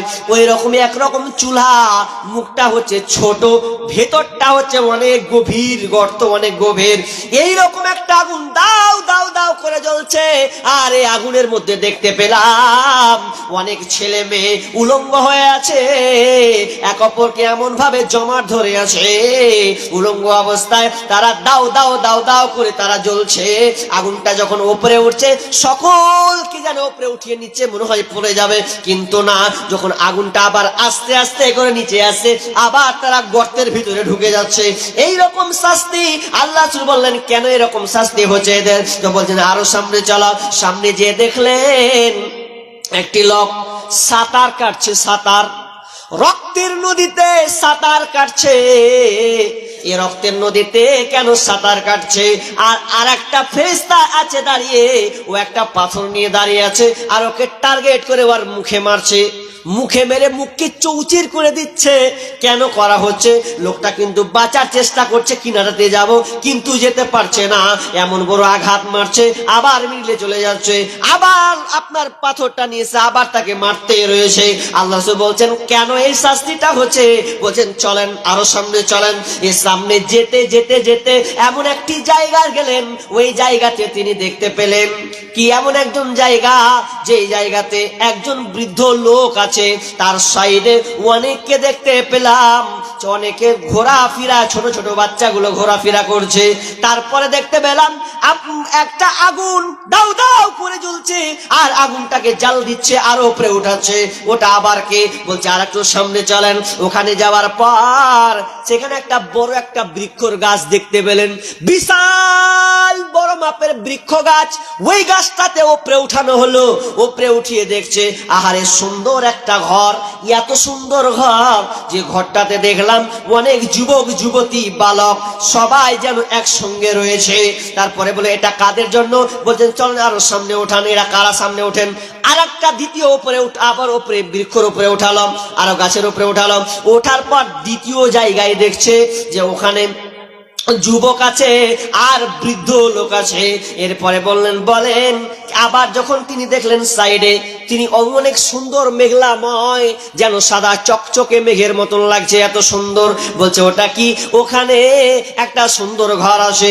এবার বলছেন আল্লাহ রাসূল বললেন, ওরে যে দৃশ্যগুলো দেখলাম, ওই দৃশ্যগুলো তুমি আমাকে একটা একটা করে বলো, কি এমন দৃশ্য, কেন এ ধরনের শাস্তি হচ্ছে? এবার মা বোন ভালো করে কান লাগান, বন্ধু এবার ভালো করে কান লাগান, কেন শাস্তিগুলো হচ্ছে এগুলো আমাদের জীবনে বাস্তবায়ন আছে কিনা একটু খেয়াল রাখবেন। খুবই ইম্পর্টেন্ট হাদিস, বড় হলেও শুনতে হবে। প্রথম নম্বরে যখন দেখতে পেল, বলছেন আল্লাহ রাসূল, প্রথমে যে আপনি দেখলেন, কি দেখেছিলেন? প্রথমে যেই প্রথমটা দেখেছিলেন, তার গালকে চিরা হচ্ছে। গালকে যে চিরা হচ্ছে, এটা কে? এটা ছিল মিথ্যাবাদী, শুধু দুনিয়াতে মিথ্যা কথা বলতো, এই জন্য ওর শাস্তি হচ্ছে এটা কিয়ামত পর্যন্ত। ওই কবরে তাকে এই রকম শাস্তি পেতে হবে, তার গাল চিরতে থাকবে, চিরতে থাকবে, কারণ দুনিয়াতে সে শুধু মিথ্যার আশ্রয় নিত। মিথ্যা জিনিসটা খুবই খারাপ, এর চাইতে খারাপ নোংরা জিনিস আর পৃথিবীতে নেই। আপনি খুঁজেন, একটা মজলিসে যদি মিথ্যাবাদী ঢুকে যায়, ও পুরো মজলিসকেও ধ্বংস করে দেবে। মিথ্যাবাদী এত খারাপ জিনিস। আর মা বোনদের কথা বলবেন, মা বোনদের বলছে, মা বোনকে আপনি খালি বেশি কেনা দিয়েছেন, তো ওদের যে দেখছি বেশি, এত বেশি দেখছি মিথ্যা কথা, স্বামীকে পর্যন্ত ফাঁকি দিছে, স্বামীকে পর্যন্ত ফাঁকি দেয়। কেমন ফাঁকি দেয় দেখতে পান না? স্বামীকে ছেড়ে দিয়ে অন্যজনের হাত ধরে পালাচ্ছে। স্বামী বলছে, হ্যাঁ রে, তোর আপ ডাউন আলাদা দেখছি, তোকে একটু চেঞ্জ লাগছে, বলছে তোমার মাথা খারাপ হয়ে গেছে। আমি ঠিকই আছি, কিন্তু ও ঠিকই নাই, ও অন্যদিকে ব্যালেন্স ঘুরিয়ে দিয়েছে। কত মিথ্যা কথা বলছে ও। কেন বলেন তো? মিথ্যা কথা বলার সবচাইতে মিথ্যা বলার যন্ত্র কোন মেশিনে বলতে পারবেন? ওই মেশিনটার নাম কি বলতে পারলে 1000 টাকা নিব। তাহলে 1000 টাকা লাগবে। 1000 টাকা নিব কয়েছি। হ্যাঁ, মোবাইল। ই মোবাইল এমন একটা মেশিন, সবচাইতে 1 নম্বর আছে। একটা ছেলে, ও একটা প্রেমিকাকেও ভালোবাসে, নাম ভালো সুন্দর নাম, বিউটি না সিউটি আছে, ভালো নাম। তো ও এখন বাড়ির মেয়ের খাপ বাঁচাবার লেগে বলছে, মা আমার অত বুঝে না, তো যদি না বুঝুক তো বুঝে তো ফেলবে, যদি মোবাইলে ফোন বারবার করি তো ধরা পড়বি। তখন ই করছে যে বাড়িতে যখন থাকবো মাকেও জানতে দেবো না, বাপকেও জানতে দিব না। তো ওই কি করেছে, যে প্রেমিকার নাম্বারটা আছে ওই নাম্বারটা নাম লিখেছেন কি জানেন? হ্যাঁ, কত আর প্রেমিকার ফাঁদে পড়েছে ও। প্রেমিকার নাম দিয়েছে ব্যাটারি লো। ভাই কেন দিয়েছে ও ব্যাটারি লোটা? যে মা যদি ফোন বাজে আর যদি ধরে নেই তাহলে ব্যাপারটা খারাপ হয়ে যাবে। তো ও কি করে, আর একটা ফাঁদ টানে, ও ব্যাটারি লো করে। তো আবার কত সিস্টেম করে রেখেছে, ফোন আসলে গোল করে আসবে। আর দেখবেন ব্যাটারি চার্জ করলে গোল হয়ে আসে কি আসে না, তো ওই রকম সিস্টেম করেছে। তো কাজে গেছে, মা দুবার করে ফোন ঢুকছে, দুবার করে ফোন ঢুকছে, বলছে হার। তো বলছে ও যদি যে দেখছে তো লেখা উঠছে ব্যাটারি লো। তো বলছে চার্জ মাঝ নেই নাকি, ই তার আগে 12টা অন্যরকম করে দিয়েছে। তখন বলছে হ্যাঁ রে, তোর মোবাইলে কি ব্যাপার রে, খালি ব্যাটারি লো উঠছে রে, চার্জ গেলা দিগা। তখন কইছে ই, তখন কইছে আল্লাহ। তখন ও আপনার আইতাল কুস্তি পড়ছে করে বাঁচনু, মা যদি ধরে দিত ফোনটা তাহলে তো যেত। মানে কত মিথ্যার আশ্রয় নিচ্ছে। আর মেয়েরা কত মিথ্যাবাদী বুঝলেন? আল্লাহু আকবার। মোবাইলে পরকিয়া করছে, স্বামীকে জানতে যায় না। স্বামী আছে বিদেশে আছে, তো স্বামীকে বলছে কেমন আছো, সব ভালো আছি। আর এইদিকে বিদেশে স্বামী কত কষ্ট করে মেহনত করছে, আর ই আপনার আর একজনের সঙ্গে পরকিয়া করেছে। হাই রে হাই, ভাই রে ভাই, এ কেমন যুগ এসেছে। হাই রে হাই, ভাই রে ভাই, এ কেমন যুগ এসেছে। স্বামী সন্তান পর করে মোবাইল আপন করেছে, স্বামী সন্তান পর করে মোবাইল আপন করেছে। হাই রে হাই, ভাই রে ভাই, এ কেমন যুগ এসেছে। হাই রে হাই, ভাই রে ভাই, এ কেমন যুগ এসেছে।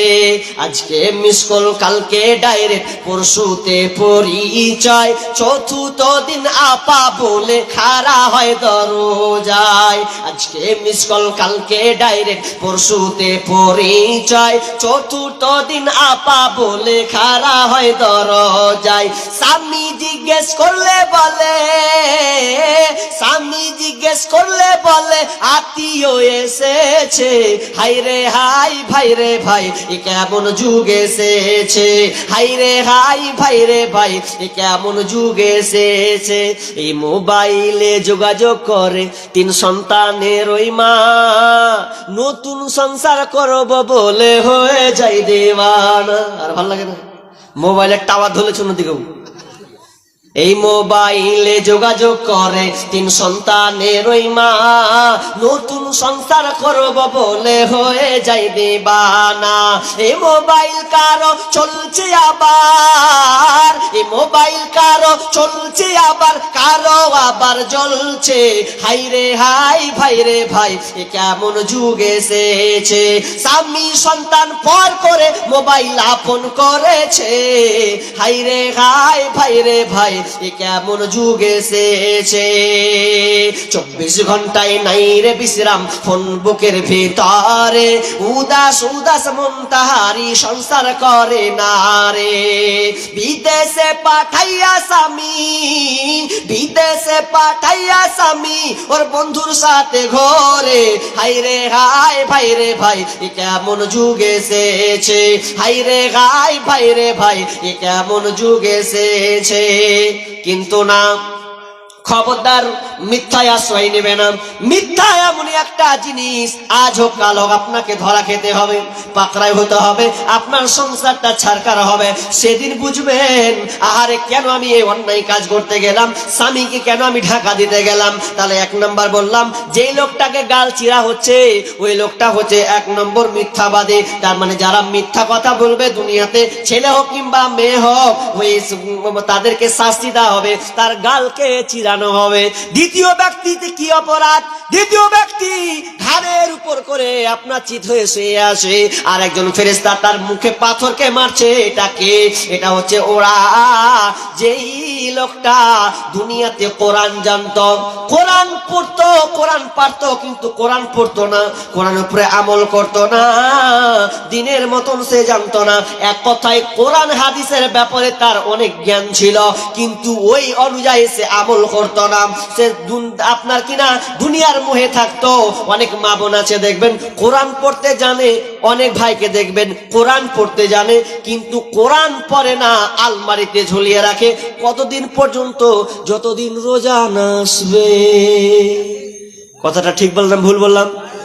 তখন দেখে আর কোরআন পড়া একবারে আলমারিতে রেখে দিয়েছে, আর কত ধুল্লা, কত টিকটিকি পায়খানা করে দিয়েছে, অথচ কোরআনটাকে বের করলো না। না, খবরদার না।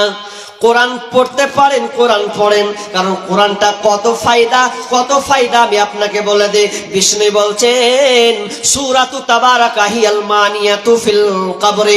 বিষ্ণু বলছেন যেই ব্যক্তি সূরা মুলক তেলাওয়াত করবে, সূরা মুলক যদি প্রতিদিন পড়ে তেলাওয়াত করে, তাহলে ওই লোকটার কবরের শাস্তি কোনোদিন হবে না। এই সূরাটা মুখস্থ করবেন, বেশি বড় নয়, না মুখস্থ থাকলে কোরআনটা খুলবেন, দেখে দেখে পড়বেন। তাবারাকাল্লাযী বিয়াদিহিল মুলক ওয়া হুয়া আলা কুল্লি শাইইন কাদির আল্লাযী খালাকাল মাউতা ওয়াল হায়াতা লিয়াবলুয়াকুম আইয়ুকুম আহসানু আমালা ওয়া হুয়াল আজিজুল গফুর। এ করতে আপনি পড়তে থাকুন। যদি আপনি প্রতিদিন নিয়মিত এই সূরা মুলকটা পড়েন, তাহলে বিষ্ণু বলছেন ওই ব্যক্তির কবরের শাস্তি হবে না। যখন কবরের শাস্তি হতে যাবে, এই সূরা তাকে অ্যাটাক করবে। খবরদার এর গায়ে হাত লাগাবে না, কারণ এ আমাকে প্রতিদিন তেলাওয়াত করত। তাহলে কোরআনে কতটা ফায়দা। আচ্ছা একটা কথা বলি ভাই, লজ্জা নিবেন না। কে কে কোরআন পড়তে জানেন একটু হাত তুলেন তো, একটু দেখবো কোরআন কে কে পড়তে জানেন। কটা লোক? আল্লাহু আকবার, খুবই কম উঠলো, আফসোস হয়ে গেলাম। দেখেন আপনি একজন মুসলিম, কথাটা কষ্ট নিবেন না, একটু বুকে দিলে ঢুকিয়ে নেওয়ার চেষ্টা করুন। কারণ আপনাকে আমি ভালো পথ দেখাতে এসেছি, আপনি আপনার রাস্তা ঠিক করবেন। আমার বলা কাজ আমি বলে দিয়ে চলে যাব, কিন্তু আপনাকে ওটা আমলে নিয়ে আসতে হবে। দেখেন অনেকে হাত উঠলো না, কোরআন পড়তে জানেন না, অথচ দেখেন দুনিয়াবি ব্যাপারে আপনি কত যে সচেতন। এটা করতে হবে, ওটা করতে হবে, এটা করতে হবে, দুনিয়ার ব্যাপারে আপনি অনেক কিছু করছেন। আচ্ছা, যে ইসলাম খানকে আপনি পেয়েছেন, ইসলামকে যে পেয়ে আপনি ধন্য, এ কোরআন আপনি পেয়েছেন, কোরআনটাকে আপনি কোনোদিন একবার চেষ্টা করলেন না? একটা কথা বলছি, দেখেন আমরা নবীকে দেখিনি, দেখেছি কেউ? দেখেনি। দেখেছি ভাই? দেখেনি। কিন্তু নবীকে দেখেননি, কিন্তু নবীর ঠোঁটে জবানি নড়ার যে যেভাবে নড়তো, সেভাবে আপনারও নড়বে। কিভাবে নড়বে? নবী যখন কোরআন তেলাওয়াত করেছেন, নবীকে আর উল্টা পাল্টা বলেছেন? যখন নবী দেখেন আপনি যখন সূরা বা যখন আপনি বাকারা পড়বেন, বাকারা পড়তে যখনই আপনি যাবেন, তো দেখবেন নবী কিভাবে পড়েছে, ওইভাবেই পড়েছে। আলিফ লাম মিম যালিকাল কিতাবু লা রাইবা ফীহি হুদাল লিল মুত্তাকিন। মানে নবীও এইভাবে পড়েছেন, ঠোঁটটা ওইভাবেই নড়েছে। তাহলে আপনিও যখন পড়বেন তার সঙ্গে মিলটা আসবে। নবী ওই ঠোঁটের সঙ্গে মিলিয়েছেন, আপনি ওই রকম মিল। তাহলে এর চাইতে বড় মুজিজা আর কি আছে? আপনি ওই ঠোঁট দিয়ে নাড়াচ্ছেন। তাহলে আমরা কতটা পিছিয়ে আছি বলেন তো? কোরআনটা পড়তে শিখুন, এটা লজ্জার কিছু নাই। আমি নিজে যখন প্রোগ্রাম শেষ হয়ে যায়, তখন আমি ট্রাই করি, অনেক মুরব্বীকে শিখাই, বাবজি বসেন, বেশি সময় লাগবে না, কোরআনটা একেবারে সহজ। আপনি চেষ্টা করুন, 4 মাস 5 মাস টার্গেট নেন। কিন্তু দুঃখ লাগে কোনখানে জানেন? দুঃখটা এখানে লাগে, ব্যথাটা এখানে লাগে, একটা আলেমের ব্যথা এখানে লাগে। কখন? যখন আপনার সন্তানকে যখন বলে আমার ছেলেকে একটু পড়ান, কত দিতে হবে? 150-200 টাকা। অথচ ওই ছেলেটাকে যখন ইংলিশ মিডিয়ামে পড়াই, যখন ভালো কোনো কোর্স স্কুলে দেয়, যখন কোচিংয়ে দেয়, প্রাইভেট দেয়, তখন ওই বেতনটা 500 টাকা দিয়ে দ্বিধাবোধ মনে করে না। কিন্তু একটা আলেমকে যখন চাই যে 150-200 নেন, কিন্তু অথচ এ কোরআন আমরা কোথায় কোরআনের মর্যাদা দিয়েছি, সম্মানটা কোথায় দিয়েছি? অথচ আমরা এখন পর্যন্ত সন্তানকেও শিখালাম না, নিজেও শিখলাম না। এটা ব্যর্থ ছাড়া আর কিছু নয়। দুঃখ নিবেন না, একটু আজ থেকে এরদা করেন। কে কে শিখবেন এরকম হাত তুলেন তো, আমি তার জন্য দোয়া করব। কে কে শিখবেন হাত তুলেন তো, আমি তার জন্য দোয়া করবো। প্রাণ খুলে আমি আল্লাহর কাছে দোয়া করবো, আল্লাহ যারা হাত তুলেছে আজকে, আল্লাহ তুমি তাদের হাতকে কবুল করে নাও। ওরা যেন অবশ্যই কোরআনটা পড়তে পারে। ইনশাআল্লাহ আপনার হাতকে পূরণ করবেনই করবেন, তবে চেষ্টা করবেন ইনশাআল্লাহ অবশ্যই পারবেন। অন্তত কোরআনটাকে শিখে আপনি কবরে যান, অন্তত কবরে যান। কত কিছু পারো রে বন্ধু, কোরআন পারো না। মইরা গেলে জান্নাতে পাইবা এত সোজা না। মইরা গেলে জান্নাতে পাইবা এত সোজা না। কত কিছু পারো রে বন্ধু, কত কিছু পারো রে বন্ধু, কোরআন পারো না। মইরা গেলে জান্নাতে পাইবা এত সোজা না। মইরা গেলে জান্নাতে পাইবা এত সোজা না। কোরআনটা শিখবেন ইনশাআল্লাহ, দেখবেন আপনাকেও ভালো লাগবে। যাক, একটা পাতা তো পড়তে পারছি, এটাই বুকে একটা আশা নিবেন যে আমি এক পাতা তো পড়তে পারছি, কিছু না পারি। তো এই মনোবলটা আপনি রাখবেন, তাহলে যারা কোরআন পড়তে জানলো এরপরে পড়লো না, বিষ্ণু দেখলেন যে তাদের শাস্তি হচ্ছে, তাদের মাথাকে চৌচির করে দেওয়া হচ্ছে, একদম চারদিকে ছিটতে যাচ্ছে মাথা। 3 নম্বর দেখতে পাচ্ছেন যে আপনার কিনা তন্দুরি রুটি, যে আপনার গর্তটা বললাম না, ওই রকম একটা গর্ত, মুখটা ছোট ভিতরটা গভীর। কারা? বিশ্বনবী দেখলেন ছেলে মেয়ে উলঙ্গ হয়ে আছে, একে অপরকে একাকার হয়ে আছে, লেগে আছে, চিৎকার করছে। এরা কারা? ফেরেশতারা বলছেন, ইয়া রাসূলুল্লাহ, এরা হচ্ছে ব্যভিচারিণী। দুনিয়াতে এরা পরকিয়া করত, দুনিয়াতে তারা প্রেম প্রীতি করত, ভালোবাসার নামে তাদের জীবনটাকে তারা নষ্ট করে দিত। এটা কম না বেশি? আল্লাহ বেশি বলছেন মানে 185 গতিবেগে চলছে গাড়ি, যেমন গতিবেগ তো এই পরকিয়ার গতিবেগ একবারে বেশি। ওই জন্য দেখবেন এবিসি নিউজ, আমি এর কথাটা অনেকবার বলেছি, ভারতের একটা নিউজ আছে এবিসি নিউজ। এই নিউজ বলে যে প্রতি বছর 5 লাখ শিশু হত্যা হয়। কত লাখ বললাম? 5 লাখ। তা কেন হয় তারা দুটা ব্যাখ্যা দিলেন, তাদের রোজি মানে যারা জরিপ করে যেটা পেয়েছে ওরা। একটা হচ্ছে অনেকে ছেলে নিতে চায় না বেশি, একটা দুটা নিচে লাইকেশন করে দিচ্ছে, কিংবা যদি হয়ে গেছে তো বলছে এটা মেরে দাও। আর কিছুদিন থেকে আবার শুরু হয়েছে, দেখলাম কিছুদিন আগে দেখলাম বস্তার ভিতরে একটা বাচ্চা ছেলেকে ভরে রেখেছে। একটা দেখলাম জঙ্গলের ভিতরে একটা সাধু বের করছে, একটা বাচ্চা ফেলে রেখেছে। তার গত বছরকে দেখলাম কুকুরের মুখে মানুষের বাচ্চা জিন্দাগো নড়ছে, মুখে নিয়েছে। কেন এটা? তা আমার একটা গজল আছে, মিলিয়ন ভিউ আছে, গজলটা হয়তো কেউ শুনেছেন কিনা শুনেছেন। তো এতটা মারাত্মক, কি বলবো আপনাদের, তা আপনি অবাক হয়ে যাবেন। মা বোনের দিলে লাগবে, মা বোন এইরকম কাজ নোংরা করিয়েন না। প্রেমিকের পাল্লায় জীবনে কোনোদিন পড়ি না। বলিয়েন না যে প্রেমিক ভালো, প্রেমিক কোনোদিন ভালো হতে পারে না। যদি ভালো হয় তো বিয়ের পরে, ভালোবাসার সম্পর্ক হবে বিয়ের পরে, তার আগে নয়। কিন্তু বিয়ের আগে প্রেমিক প্রেমিকা করছে, দিয়ে কি করছে, এই যে সম্পর্ক ভালোবাসার অভিনয় দিয়ে বা বিয়ের প্রস্তাব দিয়ে, আর ওই মেয়েটাকে বিয়ে করছে না। এরকম হচ্ছে কি হয় না? হচ্ছে। ওই জন্য একটা বলেছিলাম, বেহায়াপনা দিবস নামে চলছে বেঈমানি, হীরার চেয়ে দামি জিনিস হারায় অনেক নারী। দুষ্টু ছেলের মিষ্টি কথাই পরে নারী ফাঁদে, সব হারিয়ে বোনটি আমার বসে বসে কাঁদে। প্রেমের নামে চলছে এখন অশ্লীলতার ছোঁয়া, কতক মনে নারী সম্মান পান্তা ভাতার মোয়া। নারী তুমি সম্মানিতা সব ঘরের আলো, লাগলে ছোঁয়া পঙ্কিলতার জীবন হবে কালো। ওই বোনটা প্রেমিকের সঙ্গে সম্পর্ক হয়েছে, এই জন্য আমি একটা উদাহরণ দিতাম, বোন রে কোনোদিন শাল পাতা হওয়ার চেষ্টা করিও না, কাগজের পাতা কোনোদিন হবে না। যদি হতে চাও কাঁসার থালার মতন তুমি হবে, কাঁসার থালার মতন হতে শেখো, জীবনে কোনোদিন শাল পাতার মতন হয়েও না। কারণ মানুষ দেখবেন শাল পাতাতে খাবার খেলে ওই শাল পাতাকে আর নাই না ছুঁড়ে ফেলে দেয়, কিন্তু কাঁচা তালাতে ভাত খেলে ওকে আবার ধুয়ে আবার সুন্দর করে রেখে দেয়। তার মানে আপনাকে বলছে, যদি তোমার প্রেমিকের সাথে সম্পর্ক থাকে ওটা হচ্ছে শাল পাতার মতন, ও তোমাকে ব্যবহার করে ছেড়ে দেবে। এই জন্য দেখবেন অনেক বোন আছে কান্না করে, হায় আমি কি ধোকায় পড়লাম। অনেক মেয়েকে দেখলাম জঙ্গিপুরে ব্রিজ থেকে ঝাঁপ দিয়ে মরল, কেন? তো তার খবর নেওয়া গেল প্রেমিকের সঙ্গে তার সম্পর্ক ছিল। অনেক মেয়ে প্রেগনেন্ট হয়ে গেছে, বিয়ে করেনি, বিয়ে করলে তো পেটে বাচ্চা, এটা কি করে হলো?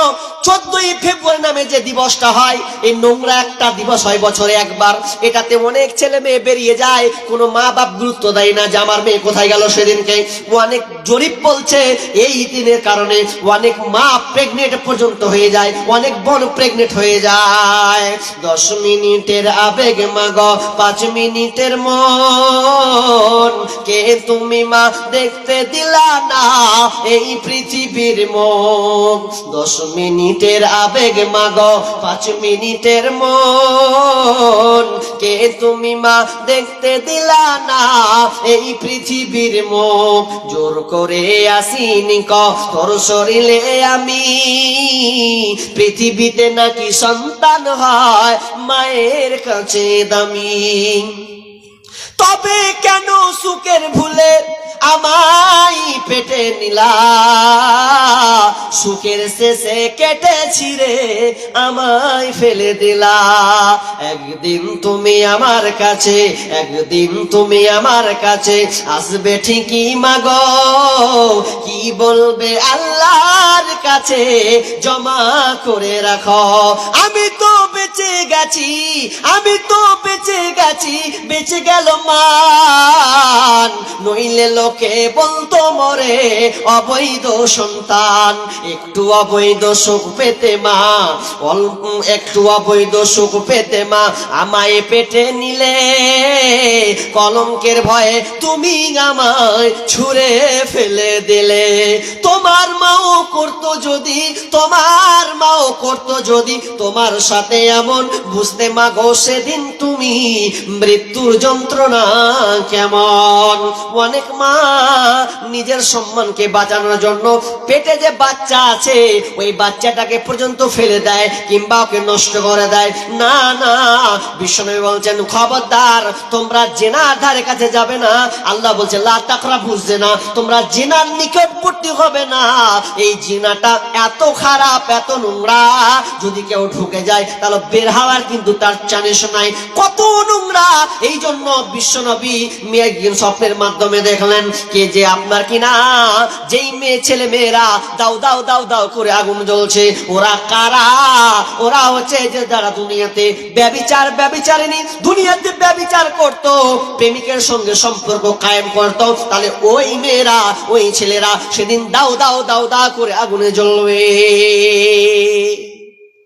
তারপরে শর্টকাট করে দি, কটা বাজে মুলি সাহেব? কটা? 12টা বাজে, 12টা 10। আচ্ছা 12টা 10, আমাকে যেতে হবে আর 20 মিনিট। কি বলছেন? চট করে বলে দিচ্ছি। আর একটা কি, আর একটা দৃশ্য দেখতে পেলেন যে আচ্ছা আর একটা লোককে দেখলাম যে রক্তের নদীতে সাঁতার কাটছে, ওই লোকটাকে ওকে কেন শাস্তি দিচ্ছে? যখন ফেরেশতারা বলছেন ইয়া রাসূলুল্লাহ এই লোকটাকে শুনে নাও, এই লোকটা হচ্ছে সুদখোর, দুনিয়াতে সুদ খাওয়ার কারণে, দুনিয়াতে সুদ খাওয়ার কারণে এই শাস্তিটা তার হচ্ছে। দুনিয়াতে সুদ খেত, এই জন্য তার পাথর দিয়ে তার মুখে মারা হচ্ছে এবং তাকে কিনারাতে আসতে দেওয়া হয় না। এ কথা। আচ্ছা সুদ তো সবাই আমরা জড়িত হয়ে গেছি, ঠিক না? গোটো গ্রামকে খেয়ে নিয়েছে। আমার সুদের ওপরে একটা গজল আছে, ওটা বলবো কখন? মাল ঝাড়বেন তখন, তার আগে লাগে। মানে সবই ফ্রি দিয়ে দেবো, সব বলবো না। কি সেটা হচ্ছে কি, যে এই সুদটা এত নোংরা, এরপরে আলোচনা করতে না বিস্তার লম্বা চলে যাবে। তো সুদ থেকে বাঁচার চেষ্টা করবে। যেগুলো চলতে গিয়ে সরকারি ফের আবার এমন নিয়ম করে দিচ্ছে, না হলে আপনি চলতে পারবেন না, কিছু কিছু নিয়ম আছে ওটা ছাড়া। যেমন ধরেন আপনি আপনার ছেলে স্কুলে পড়ছে, বা আপনি কোন একটা কাজ নিবেন, তো বলবে যাকে অ্যাকাউন্ট নিয়ে আয়, নাহলে তো আপনি পাবেন না। তাহলে সেখানে আপনি বিশেষ কারণে শরীয়তে কি ছাড় হয়ে যায়, ওটা কারণ বিশেষে সরকার করতে বাধ্য, আপনি তো কিছু করার নেই। আপনার ছেলে যদি টাইম স্কুলে পড়াশোনা করে, ওকে অ্যাকাউন্ট খোলা লাগবে একটা, নাহলে আপনি কোনো টাকা পাবেন না, এটা বাধ্য। কিন্তু এক্সট্রা আপনি সুদ থেকে বাঁচার চেষ্টা করুন, মারাত্মক। কেন? যারা সুদ খাবে ওদেরকে ওইভাবে ওই রক্তের নদীতে ফেলা হবে, আর তাদের মুখে পাথর ছুড়া হবে, মুখ ভেঙে ফেটে চাউচির হয়ে যাবে। আবার পাথর আনতেছে, আবার ঠিক হচ্ছে, আবার মারছে, বলছে এটা কিয়ামত পর্যন্ত হতেই থাকবে, হতেই থাকবে। আর একটা লোক বলছে যে আমি যে দেখলাম একটা বৃদ্ধ লোক যে ছিল, বাচ্চা ছেলে ছিল, ওটা কারা? তো বলছে ওটা হচ্ছে ইব্রাহিম আলাইহিস সালাম, একজন নবী। ওই নবী আর বাচ্চাগুলোকে বলছে ওরা ছোট ছোট বাচ্চা, যারা ছোটতে মারা গিয়েছিল, ওরা তো জান্নাতি। খ্রিস্টান হোক, হিন্দু হোক, যে কোনো ধর্মের হোক, ওরা হচ্ছে জান্নাতি। শিশু বাচ্চা তাদের সঙ্গে খেলাধুলা করছে, খেলছে। আর একটা দেখলাম যখন ওপর দিকে নিয়ে চলে গেল একটা বৃক্ষ গাছে জান্নাত, তো এই জান্নাতে দেখলাম অনেক সাবালক সাবালিকা বৃদ্ধ লোকেরাকে, বলছে এটা মুমিন মুমিনানদের এটা জান্নাত, মুমিন মুমিনা যারা তাদের জান্নাত। দ্বিতীয়ত আর একটা ঘর দেখলাম, ওটা কাদের? এটা হচ্ছে শহীদের ঘর, যারা শহীদ আল্লাহ রাস্তায় জিহাদ করে মারা গিয়েছে, এদের স্পেশালিক একটা ঘর। তারপরে বলছেন আর একটা যে দেখলাম ওপর দিকে, তো বলছে ওপর দিকে যে দেখলেন ওটা হচ্ছে আপনার ঘর, ওটা আপনার জন্য স্পেশাল করে বলছে ঢুকে যায় না, বলছে ঢুকা হবে না, এখনো আপনি মরেননি, যেদিন আপনি মরে যাবেন সেদিন সরাসরি চলে যান ওই ঘরে, কিন্তু তার আগে নয়, ওটা আপনার জন্য স্পেশাল ভাবে রেখেছেন।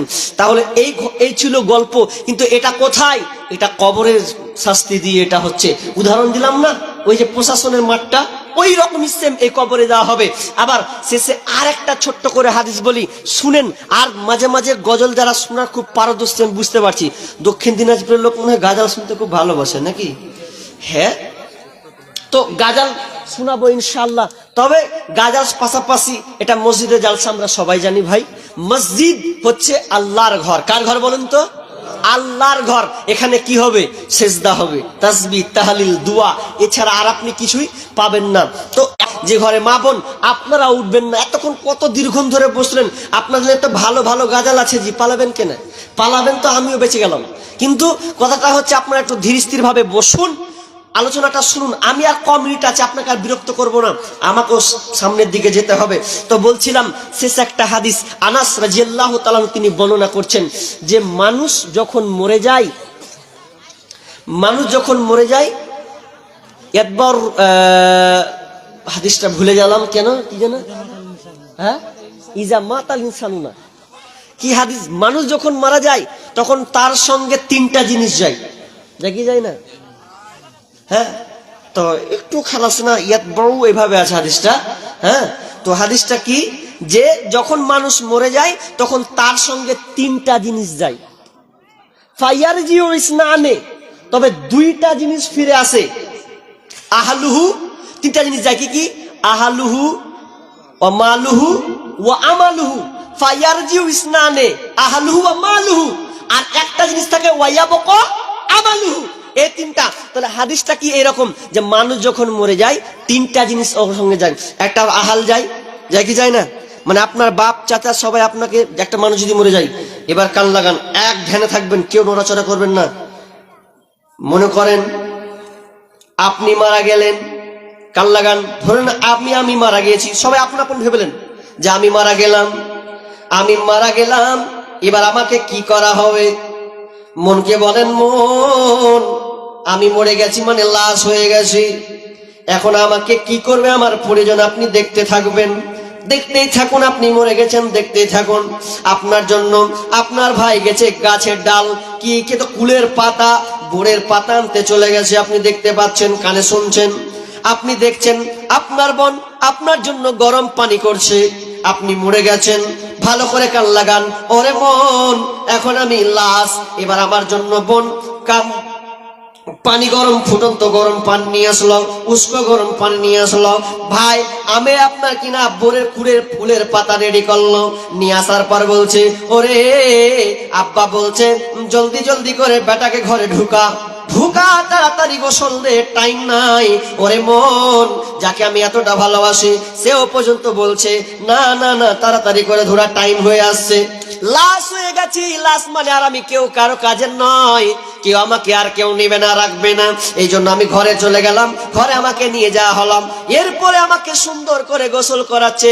কে গোসল করাচ্ছে? আমার সঙ্গে আমার বন্ধু আছে, কিংবা আমার বাপ আছে, কিংবা আমার ভাই আছে, কিংবা আমার প্রতিবেশী আছে। ওরে মন, আমি কিছু করতে পারছি না, এখন দেখতে আছি আর শুনতে আছি। এবার আমাকে দাফন করে দেওয়া হলো, আমরা সুন্দর করে গোসল করে দেওয়া হলো। গোসল করে দেওয়ার পর এবার আমাকে কাফন পরানো হবে। কাপড় সাদা কাফন, যে কাফনে একটু আপনার কিনা কাপড় কোনো পকেট নাই, শূন্য একটা কাপড়, সেই কাপড় পরিয়ে দিয়েছে। আমি দেখছি আমার ভাই আমার উপরে গিরা দিচ্ছে, মাথার দিকে বাঁধন মারছে, তার মানে আর খোলার চান্স নাই। কোমরে মারছে, কোমরে মানে আর আমি চলাফেরা করতে পারবো না, আমি এদের কাজে আসবো না। বাক্স বন্ধে পায়ের দিকে আর একটা গিরা মারবে, তাহলে 3টা গিরা মারছে। ওরে মন, আমাকে গিরা সবাই দিলাম, দেওয়ার পর আমি বেরিয়ে গেলাম। যখন আমাকে খাটলিতে করছে, খাটলিতে করে সবাই উঠাচ্ছে, মা কাঁদছে, ভাই কান্না শুরু করেছে, পাড়া প্রতিবেশী আমার জন্য কাঁদছে। আমিও নীরবতা পালন করছি, আমিও যেন কেমন যেন হয়ে গেলাম, আমি কিছু কাউকে বলতে পারছি না। ওরে মন, কিন্তু এরা আমাকে কেউ রাখতে চাচ্ছে না। সবাই আমাকে সময় 9টার সময় টাইম হয়েছে, 8:30টার সময় খাটলিটা বের করছে, এই খাটিয়াটা বের হচ্ছে। বের হতে হতে হতে সবাই যাচ্ছে, সবাইকে দেখলাম। যাওয়ার পর দেখছি এবার আমাকে সবাই কবরে রাখছে, বিসমিল্লাহি ওয়া আলা মিল্লাতি রাসূলুল্লাহ এভাবে রাখছেন।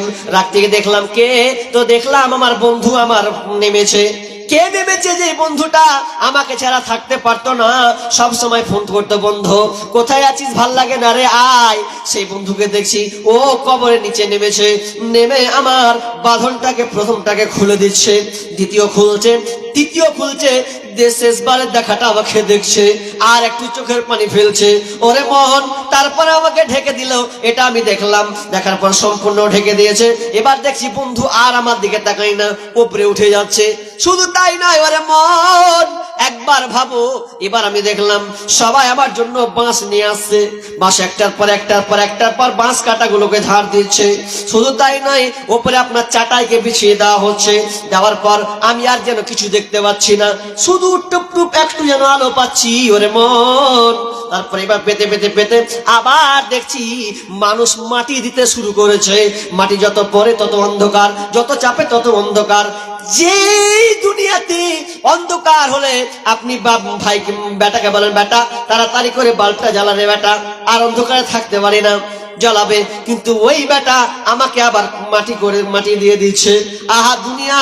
ওরে মন, এখন আমাকে কবরে রাখা হলো, এখন আমাকে সুন্দর করে মাটি চাপা দিয়ে ভালো করে পিটে এরপরে সবাই চলে যাচ্ছে। কি আর নাই, ডানেতে কাঁদিবে মাতা, বামেতে পরম পিতা। ডানেতে কাঁদিবে মাতা, বামেতে পরম পিতা, পদতলে প্রিয়সী, অঝর নয়নের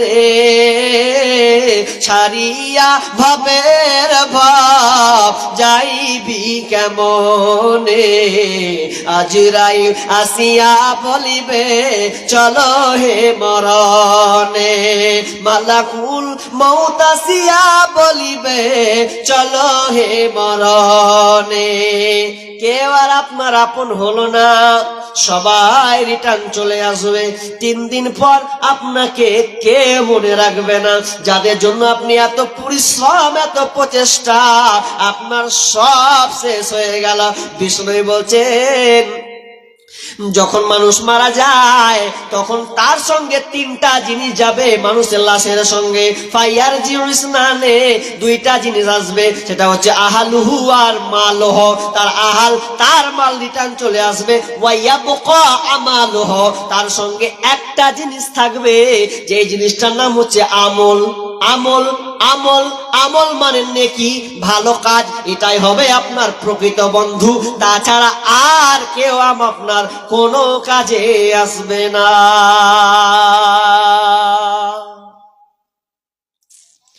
কেউ রাখলো না গো, সবাই আপনাকে গড়ে রেখে আসবে।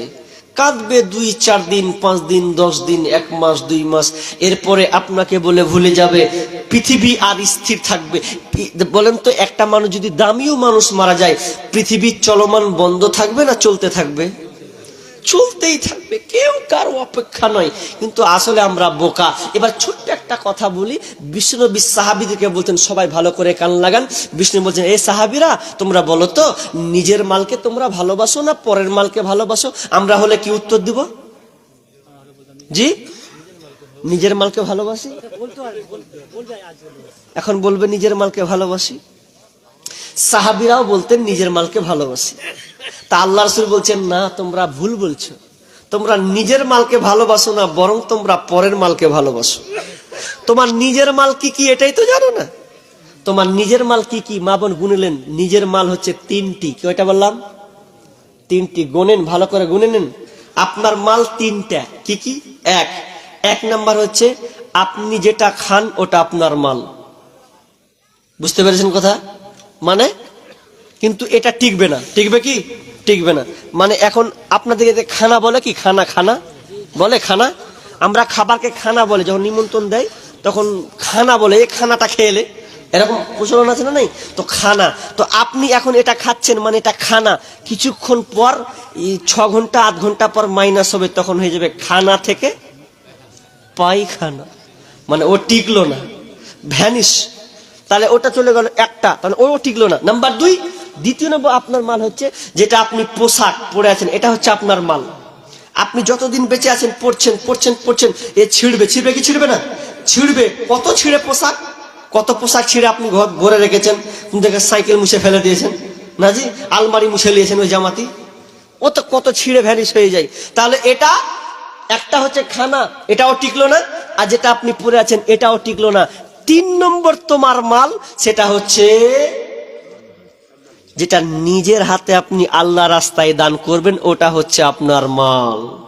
নিজের হাতে, ভালো করে বুঝেন, নিজের হাতে যেটা আপনি আল্লাহ রাস্তায় দিবেন ওটা হচ্ছে আপনার মাল। তাহলে হ্যাঁ, এত সম্পদ কার? তাহলে কার? এই ধন মাল ছিল তোমারও দাদার, সে মরে গিয়ে হয়েছে তোমার বাবার। বাপের মালেতে তুমি ওয়ারিশ হইলে, কাল ছেলে ওয়ারিশ হবে তুমি মরে গেলে। ধন ধন করিও না ধন অপরজন, মরিলে তোমার সাথে যাবে না ধন।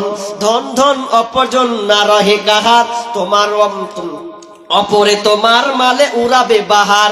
আজ তুমি পরিতেছ রেশম পোষণ, কালকে পরিতে হইবে মরণের কাফন। একা অন্ধকারে ছিলে মায়েরই কুদরে, একা ফের যেতে হবে ঘোর অন্ধকারে। সাসিকদার বাচ্চা মরিবার কালে, এই ওসিয়ত করে ওয়ারিশ সকলে। মরিলে আমার তরে শুনো বারে বার, কাফনের সাথে হাত বেঁধো না আমার। সকলে মিলে জলে ঝুলে খাটলিতে করে, 2 হাত ঝুলাইয়া লইয়া যাইও মরে। এই হাল দেখে মোর যত মাখলুকাত, আফসোস করিবে আর কহিবে এবার। সাসিকদার বাচ্চা এমনই এক ছিল, সকলে থাকিল আজ খালি হাতে গেল। তার মানে আর একটু আপনাকে ভালো করে বুঝিয়ে দিই। ধরলেন আপনি জিয়াগঞ্জ কিংবা আপনি যাবেন রায়গঞ্জ। রায়গঞ্জে আপনি স্টেশনে চাপবেন, কত দূর পর্যন্ত যাবেন? মালদা। মালদা পর্যন্ত ট্রেনটা শেষ নয়, এই ট্রেনটা যাবে শিয়ালদা কিংবা আপনার হাওড়া।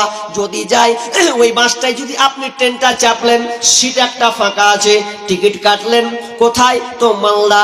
মালদার টিকিট কাটলেন ক টাকা? তো রায়গঞ্জ থেকে মালদা ধরেলেন 40 টাকা কিংবা 30 টাকা। এবার কাটলেন, চাপলেন, চাপার পর সিট ফাঁকা আছে, বসলেন। বসার পর কতক্ষণ বসলেন? যতক্ষণ আপনি মালদা যাবেন না। মালদা যতক্ষণ পর্যন্ত যাবেন ততক্ষণ পর্যন্ত আপনি সিটটা বসে আছেন। এবার বলেন তো, মালদা থেকে যখন আপনি নেমে যাবেন, ওই সিটটা ফাঁকা থাকবে না অন্য কেউ বসবে? অন্য কেউ বসবে। যাত্রীটা হচ্ছে শিয়ালদা পর্যন্ত, তার মানে কেউ আপনার জন্য ফাঁকা রাখবে না। ঠিক তেমনি ভাবে আপনার দুনিয়ার ধন সম্পদটা হচ্ছে সেই রকমই সিটের, ট্রেনের সিটের মতো। আপনি যতক্ষণ বেঁচে আছেন ততক্ষণ ব্যবহার করলেন। যেদিন আপনি মারা যাবেন, এটা আপনার আর মাল নয়, এটা হবে ওয়ারিসের মাল। খালি বুঝি না, চালাকি করছি খালি। বাংলাদেশের একজন ডাক্তার, বিখ্যাত ডাক্তার, আপনি ওর কথা শুনলে তো আপনি আশ্চর্য হয়ে যাবেন। এরকম ডাক্তার পাওয়া খুব মুশকিল। ও বাংলাদেশের ডাক্তার। সাংবাদিক প্রশ্ন করছে যে আপনি এত টাকা পয়সা কি করেন? কি করেন? আমাকে অনেকে প্রশ্ন করে যে হাজি এত টাকা নিয়ে করেন কি? আচ্ছা, উত্তরটাকে কি দিব, খালি খুঁজছি। বলছে আপনি এত দিনের টাকা নিয়ে করেনটা কি? তা তো আমি সোজা করে উত্তর দিন, ভালো লোকের টাকা ভালো জায়গায় খরচা হয়, আর খারাপ লোকের টাকা খারাপ জায়গায় খরচা হয়। ঝামেলা শেষ। আর কি উত্তর দেবো ওকে? এর থেকে আর ভালো কিছু আছে? ব্যাস এতটুকুই। তো ওই ডাক্তারটার নাম খেয়াল হচ্ছে না। তো ওকে যখন প্রশ্ন করছে যে আপনি এত কোটি টাকার মালিক, আপনি এত সবচেয়ে বিজ্ঞ ডাক্তার, সার্জেন, ভালো সার্জেন উনি, তো বলছেন যে আপনি এত টাকা কি করেন? তা আপনি তো ভালো একটা, কেন প্রশ্নটা করছেন জানেন? একটা ডাক্তার মানে কি 4 চাকা থাকবে, স্করপিও গাড়ি থাকবে, অথচ লিখে নাও। তো বলছে আপনি তো একটা গাড়ি নিতে পারেন। তো বলছে গাড়িটা আমার এখন পর্যন্ত প্রয়োজন মনে পড়েনি, প্রয়োজন আমার হয়নি এখন পর্যন্ত, আমার হয়ে যাচ্ছে। পাশেই একটা মানে আপনার ডাক্তার চেম্বার খুলেছেন সুন্দর করে, নার্সিং হোম যাকে বলা হয়, ভালো করে খুলেছে। তো বলছে তাহলে কি করেন? বলছে এ টাকা আমার নয়, ভালো করে শুনেন, বলছে এ যত টাকা আমার নয়, এটা হচ্ছে আল্লাহর। উত্তরটা দেখেন কত সুন্দর। এ টাকা আমার নয়, এ টাকা কার? আল্লাহর। তো বলছে কি করেন? বলছে আল্লাহ আমাকে দিয়েছে, যতটুকু ব্যবহার করতে দেওয়া ততটুকু ব্যবহার করছি, বাকি আল্লাহকে আমি দিয়ে দিচ্ছি। আল্লাহ আমাকে দিয়েছে। তিনি একটা উদাহরণ দিলেন ওখানে, যে একটা ফার্মেসিতে যদি কোনো লোক রাখা হয়, 2টা লোক, দেখবেন বড় বড় ফার্মেসিতে রাখা হয় কি না, অনেক টাকা ঢুকে। আচ্ছা বলেন ওই ছেলেরা কি টাকাটাকে নেই? কি করে? ও খালি লাড়ে আর ছয় আর ধুয়ে দেয়, লেয়ার লেছে দেয়। কি করে ও টাকা নিয়ে? তো বলছে আল্লাহ সেম আমাকে ওটাই দিয়েছে। আল্লাহ টাকা লাড়ছি, আমার যতটুকু প্রয়োজন অতটুকু নিচ্ছি, বাকি আমি সব আল্লাহকে দিয়ে দিচ্ছি। কারণ আল্লাহর টাকা আমি কি করব? যেটুকু আমার লাইফে দরকার, আমার ছেলে মেয়ের, বাল বাচ্চা, বিবি, অতটুকুই আমি দিচ্ছি, বাকি আমি মালধন টাকা আমি আল্লাহকে দিয়ে দিচ্ছি। তাহলে কত বুদ্ধিমান! বুদ্ধিমান তো সেই যে নিজের মালকে জড়ো করে নিয়ে চলে যেতে পারলো, আর বোকা সেই যে নিজের মাল থাকার পরে মালকে সে রেখে চলে গেল, আখিরাতের জন্য কিছু করতে পারলো না, সে হচ্ছে নাকাব। তো আমি এই শেষ রাতে আমি একজন মুসাফির হিসাবে, আপনার ছেলে হিসাবে, আপনার ভাই